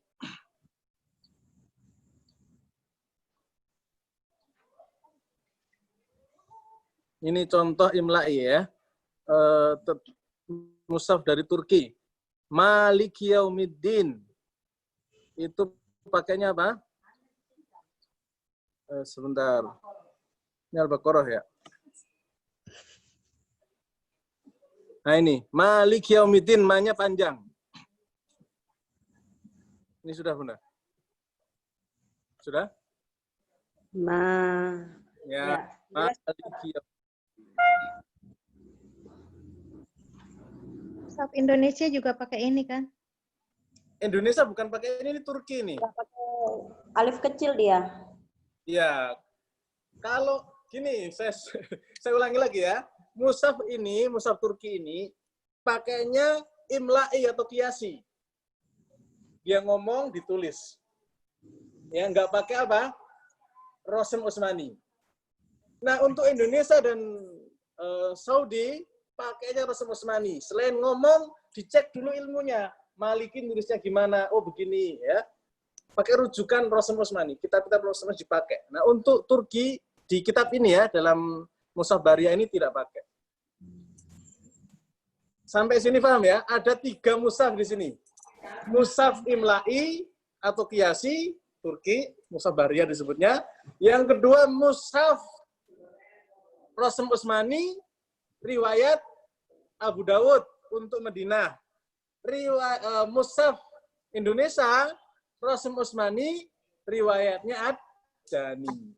Harus clear 3 ini. Ya, sehingga di WA itu bisa jawab. Silakan. Untuk mushaf yang bariyah sah dibaca juga ya? Boleh dibaca, tetapi sekali lagi kalau kita menurut pendapat Imam Ahmad, Imam Malik ya, itu pelanggaran.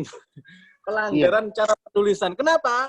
Karena kalau kita membaca Malik Yaumiddin, kita mau pakai bacaan riwayat imam yang lain, imam siapa misalnya? Imam Nafi, Malik Yaumiddin ya. Kalau begini kita nggak bisa baca pendek. Malik nggak bisa kebaca. Padahal Rosem Usmani itu mencakup semua bacaan qiraah. Ya. Jadi sebenarnya tidak sah mushaf bariyah itu. Nggak boleh nggak boleh dibaca dalam sholat. Ya, penulisan model seperti ini haram. Nggak boleh pula dibaca dalam sholat kah? Kalau bacaan kan bunyi, nah bunyinya dicek aja bener apa enggak. Ya hanya bedakan antara bunyi, hukum bunyi dengan hukum tulisan. Kalau hukum bunyi sama. Kalau hukum tulisan beda.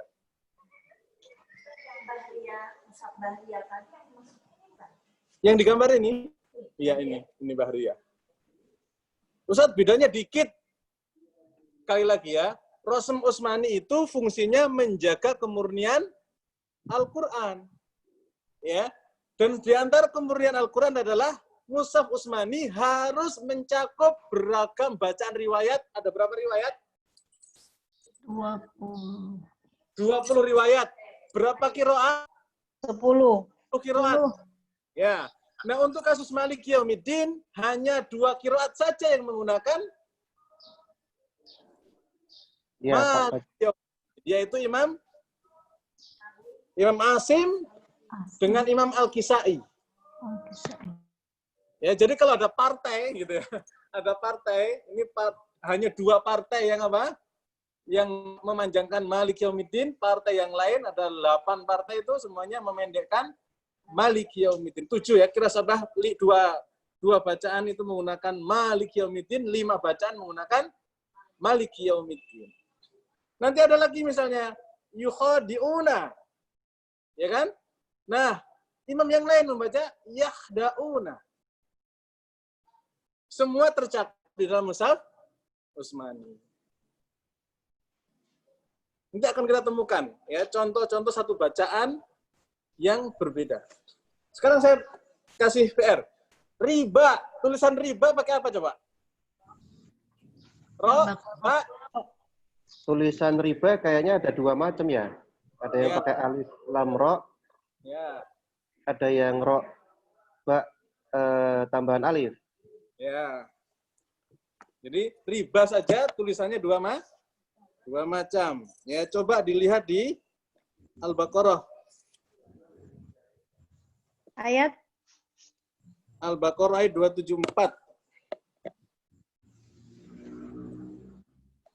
274.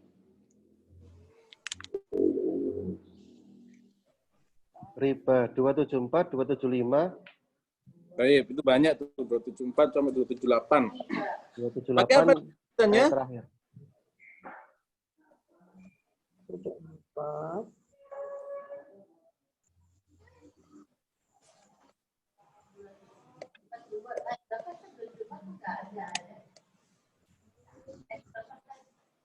Al-Baqarah ya 274 sampai 278.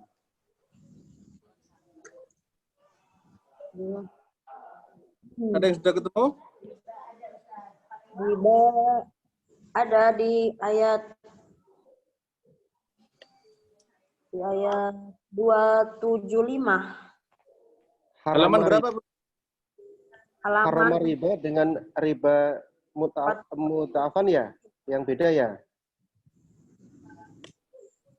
Ini Ustadz yang 275. Alladzina ya'kuluna riba. Itu ya, Ustadz? Ya. Halaman berapa, Bunda? Halaman 47. Ya, ini nih. Alladzina ya'kuluna riba. Nah, setelahnya riba tulisannya pakai apa? Waw Pakai dan alif alif. kecil. alif Ada waw kecil. dan Ada alif. Di atas waw ada alif kecil.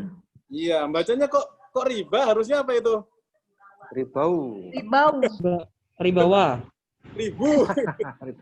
Nggak ada harokat, nggak bisa ribawa. Nah, sekarang coba dibuka Ar-Rum ayat 39. Ar-Rum. Halaman, Ustaz. Saya juga nggak tahu, ini lagi nyari, Bunda. Ar-Rum. Ya. Ar-Rum itu surat ke-30 ya. Halaman 408, Ustaz. 408.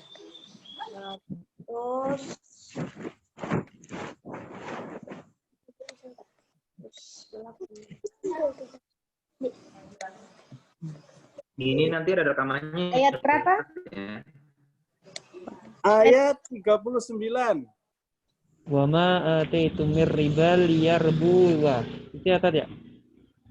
Sudah ketemu? Udah, Tat. Baik. Riba. Riba. Riba. Ya. Libar. Riban, kan tulisannya Riban. riban. Riban. Riba, alif. Alif. Kok tidak riba dengan pakai waw? Ya itulah bedanya. Sama artinya riba, Bunda. Inilah maksudnya Rasul Usmani begini ya.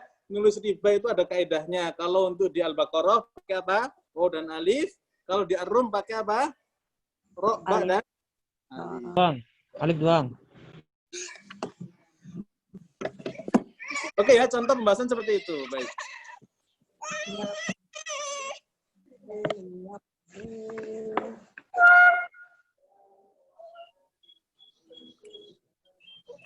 Baik, ada pertanyaan, silakan. Banyak nanti kalau kita bahas perbedaan-perbedaan. Nah, Ustaz, mau bertanya. Silakan. Bagaimana yang Mushaf Al-Madinah An-Nabiyah yang Nabawiyah menurut riwayat Warsh, Ustaz? Itu sepertinya juga berbeda ya. Riwayat Warsh. Ada yang 3 tadi gitu, Ustaz. Yang ditanyakan apa? Tulisannya, Ustaz. Tulisan rosemnya atau tanda bacanya? Kemudian tanda bacanya juga sangat berbeda. Misalkan huruf fa itu titiknya di bawah. Nah, itu nanti babnya tanda baca. Itu kayaknya tulisan Maroko ya? Tobet. Tulisan Maroko itu, Pak, di bawah. Kof di bawah apa ya? Ya, Titiknya itu ejaan tanda bacanya Maghribi. Masriqoh ya. Ada Maghribiyah, ada Masriqiyah. Itu beda lagi cerita. Itu nanti babnya namanya bab ad-dobet. Bukan ar-rosem, bukan rosem Usmani. Sama-sama rosem Usmani, tapi ada yang pakai tanda bacanya bukan tanda baca Madinah. Ya. Bukan tanda baca Indonesia, tapi tanda bacanya sendiri nanti. Jadi rosem itu kerangkanya ya, Ustadz? Iya, Bunda, kerangkanya. Jadi beda ya, tahu bedanya mana rosem dan mana tanda baca. Saya punya buku, saya kira ini bagus. Ilmu rosem dan dobet. Kelihatan Bunda ya. Enggak taunya ternyata ini bukan rosem. Dobet doang, dan ini bukan Indonesia. Ternyata Maroko. Jadi ini belum bisa dijadikan rujukan untuk Indonesia. Ya. Anak punya itu, Tat. Gimana? Anak punya, Tat. itu. Anak Ya. jawabannya itu. Bagus, yang sudah punya bagus. Tapi ini nggak cocok untuk Indonesia. Iya, Kenapa, malah Tat? bingung kalau baca itu, malah Bingung bingung. ya, Tat ya? Bingung. Bingung. Ya. Orang Indonesia Iya. bingung baca ini. Ya, ini tulisannya orang Arab bahas tentang fenomena di Arab. Ya, Oh. Indonesia dibahas Indonesia nggak nyambung, betul. Nggak nyambung, guys.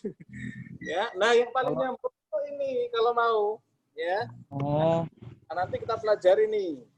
Nih, mushaf standar Indonesia dan standar Timur Tengah. Ah, kita baru tulis. Itu bukunya siapa, Tat? Itu punyanya profesor tuh ya, siapa namanya? Ini nih. Kelihatan nggak? Mushaf. Oh, iya. Ada dijual, Ustadz. Boleh admin grup ada yang jual. Judulnya. Kalau yang itu Rasem Usmani karya Dr. Zainal Mukhtar tuh bagus ya, Tat? Usmani Zainal Mukhtar. Iya. Ini nih. Saya belum tahu kitabnya. Yang bisa share boleh ya. Bahasa Arab atau bahasa Indonesia? Ini bukan Ustaz. Bahasa Indonesia, Tat. Boleh dicek Halo? coba. Isinya coba. Ini ya? Kameranya dinyalakan boleh? Oh, ini punya Kiai Fatoni ini. Ini yang kita jadikan rujukan sekarang sama. Iya. Oh iya. Berarti benar beli ini kan? Ya, ini bagus. Ini rujukan yang ini masih butuh penyempurnaan ya. Jadi Pak Kiai bilang rencananya beliau akan menyempurnakan lagi. Ini masih agak ruwet-ruwet kalau kita nggak berguru. Kalau kita baca sendiri susah nangkep. Iya. Ini harus didaurah seminggu baru dong.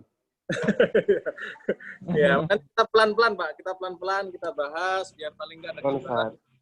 Yuk, baik ya. Terima kasih. Ya, jadi saran saya miliki kitab ini walaupun belum total benar beberapa hal ya, perlu koreksi, tapi lumayan untuk mengantarkan sedikit gambaran. Saya punya 2, siapa mau 1? Wah, alhamdulillah tuh ada yang nawarin 1, Bunda. Boleh Bu, boleh Bu kirim kita Bu. Silakan Japri. Mau. Oke, Bu. Japri ya, Bu ya. Oh, dijual 1. Cuman 1 di Nomornya Japri. dong. Duluan ya. Ya, kirimin nomornya, Bu. Ya. Agustini kalau di grup. Penyempurnaannya kapan ya? Penyempurnaannya Ustaz.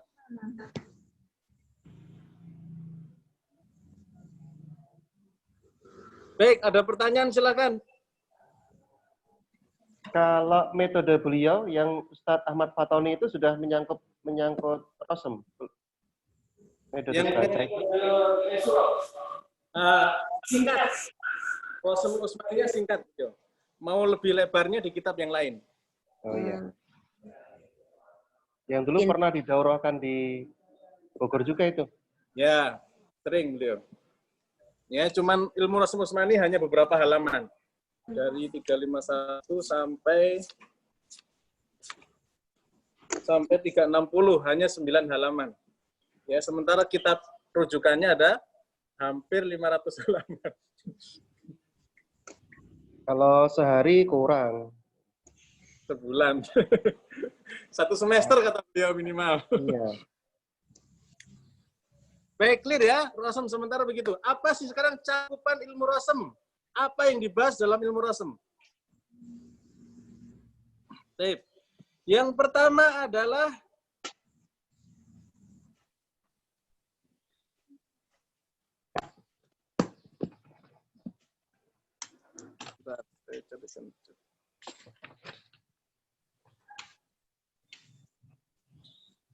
ada beberapa pendapat, ada yang mengatakan 5 pendapat, ada yang 6, ada yang 7. Ya, cakupan bahasan ilmu rasem. Pertama adalah kalau yang membuat 5 pendapat, pertama adalah huruf-huruf yang ada bunyinya, nggak ada tulisannya. Secara rasem ya, bukan secara tanda baca. Kalau tanda baca udah lengkap. Huruf-huruf yang ada bunyinya, ada tulisannya. ada bunyinya, nggak ada tulisannya ya Ustaz? Ya. Contohnya apa? Ada tulisan, ada bunyinya, nggak ada tulisannya? Hamzah. Dibahas tuh Hamzah, kaidah-kaidah Hamzah. Ya. Yang kedua, ada tulisannya, nggak ada bunyinya.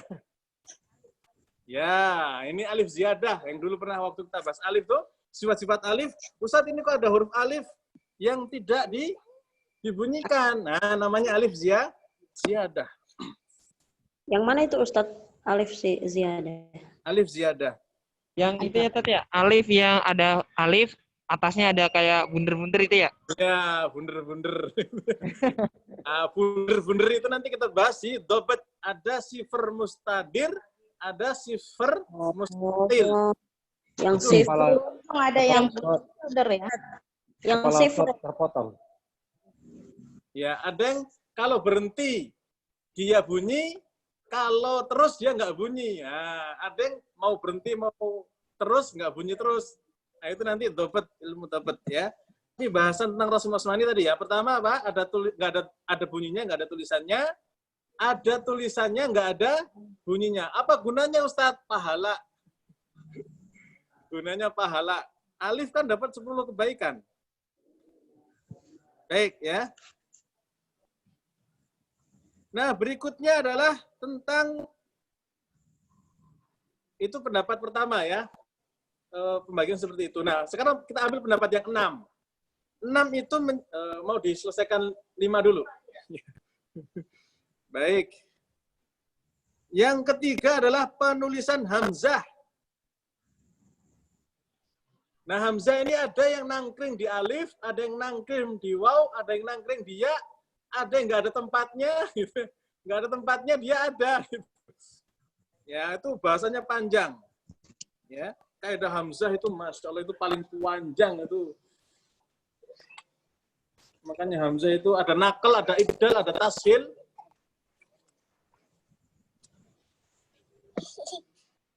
Ya, nanti kita rincikan kapan-kapan. Ya. Yang keempat, ibdal, penggantian huruf. Jadi ada huruf yang harusnya alif, tapi ditulisnya waw. Seperti tadi, riba. Harusnya apa? Alif, ditulisnya waw dan alif. As-shalah. Tulisannya apa? Itu Rasul Usmani. Kalau Rasul Imla'i, alif. Clear ya? Baik. Yang kelima, tentang wasl dan fasl. Mana yang disambung dan mana yang dipisah. Misalnya apa? Kita pernah dengar. Amma yatasa'alun. Amma itu aslinya dari apa? Dari ain, nun, mim. Amma. Wasl dan ini ditulis ain langsung mim. Ya. wasl dan apa Ustaz? Wasl. Yang kelima Ustaz. Wasl dan fasl. Wasl itu menyambung, fasl memisah. Banyak nanti ana, mimma, anna, jadi amma, ya, aman, dan seterusnya. Fa'il lam, fa'in lam. Ada yang nulis fa'il lam langsung, dan seterusnya.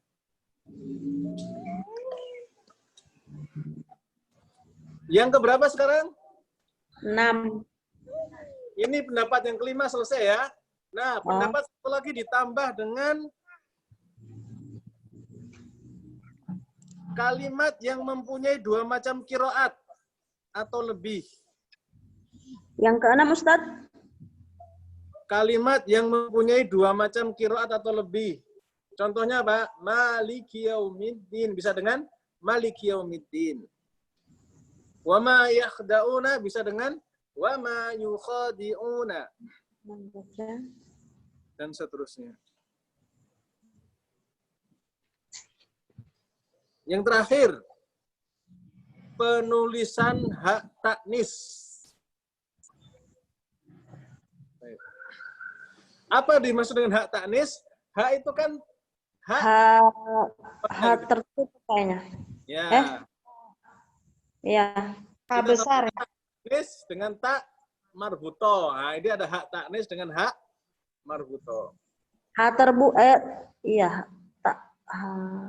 Disebut dengan hak taknis. Besar, ya. Contohnya apa? Rahmatun. Rahmatun tulisannya gimana? Rahmatun. A, mim, dan Ha. nah, tak terbuka. Iya. Tamaftuha. Iya, ditulisnya. Nanti rinciannya nanti kesempatan yang lain. Contohnya lagi nikmatun. Tak marbuto, tapi bisa ditulis apa? Tak maftuha di dalam Rasul Usmannya. Iya. Ada yang ditulis tak maftuha tertutup. Ya. Nah, nanti bab yang lain kenapa? Sajaratun. Salah satunya ya, kalau rahmatun taknya terbuka itu turun dari langit. Kalau tak tertutup turunnya dari bumi. Ada yang mendalami seperti itu ya. Tetapi sekali lagi ya, Rasul Utsmani itu ilmu dari rahasia Allah, min sirrillahi ta'ala. Sudah sampai berapa tadi? 7 ya. Baik. Detailnya nanti di kesempatan berikutnya insya Allah ta'ala. Ada pertanyaan silakan. 5 menit lagi. Poin 6 Ustaz. Ya, 6. Tentang apa? Poin ke-6, kalimat yang membaca. Mempunyai 2 macam bacaan. Kalimat yang mempunyai 2 ragam bacaan atau lebih. Gimana caranya Rasul Utsmani ditulis bisa mencakup semua bacaan qiraat. Contoh kecilnya Maliki Yaumiddin bisa dibaca dengan Maliki Yaumiddin.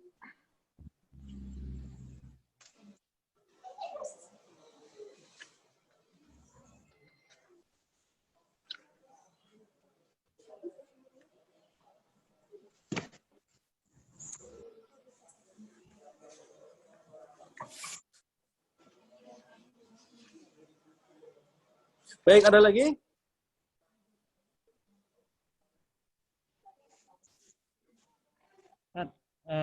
Bedanya. Atau ayat 2 ayat terakhir ya.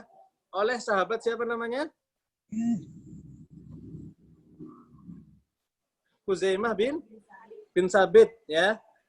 Membawa 2 ayat At-Taubah ayat 128 dan 129. Laqad ja'akum rasulun min anfusikum azizun 'alaihi ma anittum, dan seterusnya. Fa in tawallaw faqul hasbiyallahu la ilaha illahu 'alaihi tawakkaltu wa huwa rabbul 'arsyil 'azim. 2 ayat ini adalah ayat terakhir yang dikumpulkan oleh sahabat Zaid bin Sabit hanya dengan 1 sahabat. Padahal yang lain syaratnya harus 2 sahabat minimal.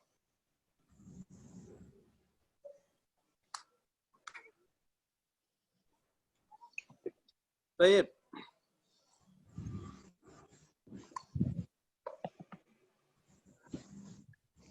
Baik. Tinggal berapa menit lagi? 3 menit lagi. Ini Ustadz mau bertanya, kalau umpamanya nanti sampai pada bacaan ya Ustadz, maksudnya nanti belajarnya ada prakteknya gitu. Ya, praktek. Full praktek insyaallah taala ya. Kita harus memahami ilmu dasarnya ya, ilmu rosemnya, kemudian nanti kita juga bahas tentang sifat-sifatul huruf sama makharijul hurufnya, sampai kemudian nanti praktek, sampai nanti riwayat sab'ah, riwayat asrah sugro, asrah kubro, sampai nanti syadah. Ya, keilmuan kita akan kita bahas sampai syadah insyaallah taala. Ya. Tahu riwayat syadah enggak? Apa riwayat? Nggak dibuat kelas aja Ustadz, kelas resmi gitu. Ya, nanti kelas resminya admin yang mengatur ya. Saya hanya tugasnya menyampaikan ilmu yang pernah saya dapatkan. Ya, berharap Allah Subhanahu wa taala juga menjadi pejuang Quran supaya Quran itu dibahas, dan ilmunya ternyata luas ya. Dan puncak ilmu Quran di bangsa Indonesia ada namanya Syekh Mahmud At-Termasi. Punya kitab sepanjang 1 meter. Ya, dan itu digunakan oleh Jamiah Ummul Qura kalau tidak salah untuk ilmu qiraat, dan beliau pernah ngajar di di Madinah atau di Mekah. Di Mekah kalau salah. Ya. Dan beliau satu-satunya ulama Indonesia yang punya majelis Quran di Mekah. Ngajinya Qiraah Asroh Kubro lagi. Allah. Ya. Dan itu orang Indonesia. Al-Jawi orang Jawa, Masya Allah. Ya. Itu yang pengen punya kitabnya ada di admin. Mudah-mudahan sampai sana belajar kita begitu. Amin, amin. Amin, amin, amin. Ya pelan-pelan kita diskusi ya, saling memberi ilmu ya. Niatnya belajar bersama di sini diskusi aja ya, bukan saya paling pinter enggak. Saya recovery ilmu. Selama ini saya keliling kemana-mana ya, ketemu Kiai Fatoni, ngaji dengan Kiai Asin Saho ya, ketemu dengan Syekh Farabi, ketemu dengan Syekh Fudoli ya, ketemu dengan Hanova, ketemu dengan ahli-ahli Quran luar biasa ya. Nah, ketemulah dengan tim di Mahat Imam Hafs, membuat pesantren Mahat Imam Hafs, kemudian kita gaungkan lagi di online ini pelajaran Quran ya, dari nanti kita belajar tulisan Qurannya sampai cara bacanya, sampai ragam bacanya, sampai puncak tertingginya Qiraah Asroh Kubro, nanti mudah-mudahan lewat syahadah juga mudah-mudahan kita bisa pelajari. Dan yang bisa berkesempatan mendapatkan sanad boleh nanti kelas khusus ya, udah bagus bacanya, mau setoran ya silahkan, mudah-mudahan nanti dapat sanad jalur Qiraah sampai kepada Rasul sallallahu alaihi wasallam. Nanti tetap online ya Ustadz? Sebagian bisa online, sebagian bisa offline. Iya, maksudnya nanti kan kalau sudah offline, kalau COVID-nya sudah hilang kan mungkin akan lebih banyak offline. Ya nanti tetap online aja Ustadz, karena kami di sini jauh. Ya, siap, insya Allah. Ya, insya Allah online untuk seluruh dunia, insya Allah ya. Tat, kalau offline di mana ya, Tat? Tempatnya? Offline bisa di Mahat Imam House, atau kalau hari begini bisa di masjid. Mana, Tat? Nggak jelas, Tat. Di Bogor, Pak. Di Bogor. Oh, di Bogor ya. Bogornya di mana, Ustadz? Saya orang Bogor. Bogornya di Yasmin, sektor 2. Ya Allah, dekat saya di Lewiliang, Ustadz. Iya. Oh, dekat. Izin baru masuk, baru gabung ini, Ustadz. Alhamdulillah. Anak paling Di jauh sektor, di sektor 6, sektor 4. Sektor Yasminnya. Sektor 2. Oh, sektor 2. Sebelah kanan ya, dari sebelah Yasmin. Ya, dari bundaran sebelah. Insya Allah silaturahmi. Yasmin ini juga siap jadi guru-guru Quran insya Allah ya. Siap mendakwahkan Quran ke seluruh penjuru dunia ya. Kita kader-kader guru-guru Quran yang terbaik insya Allah taala. Baik, ini kita baru sampai itu ya, globalnya Rosem Usmani, detailnya nanti kesempatan berikutnya ya. Jam sudah 10 lebih. Kita akhiri ya. Barakallahu fikum. Terima kasih semuanya sudah berbagi ilmu. Mudah-mudahan Allah Subhanahu wa taala perjuangan kita, Allah mudahkan langkah kita untuk mengkaji ilmunya dan ilmu yang sangat luar biasa berkah insyaallah taala. Dan mudah-mudahan Allah berikan negeri ini negeri yang diberkahi dengan munculnya ulama-ulama Qur'ani kembali di bumi Indonesia kita ini ya. Dan identiknya kebangkitan umat adalah dengan identiknya kebangkitan belajar Quran. Kalau umat sudah tergerakkan untuk membela Quran ya, tergerakkan untuk mempelajari, menghafalkan, mengamalkan dalam kehidupan, menjadikan negeri ini berundang-undang Quran. Wah, ini harapan kita semua ya. Insya Allah akan menjadi baldatun thayyibatun warabun ghafur, negeri yang diberkahi dengan gemah ripah loh jinawi ya. Toto tentrem Harjo. Ya, sampai nanti kita bertemukan mudah-mudahan di surganya Allah Subhanahu wa taala. Amin. Mohon maaf. Wa alhamdulillah. Assalamualaikum warahmatullahi wabarakatuh. Waalaikumsalam warahmatullahi wabarakatuh.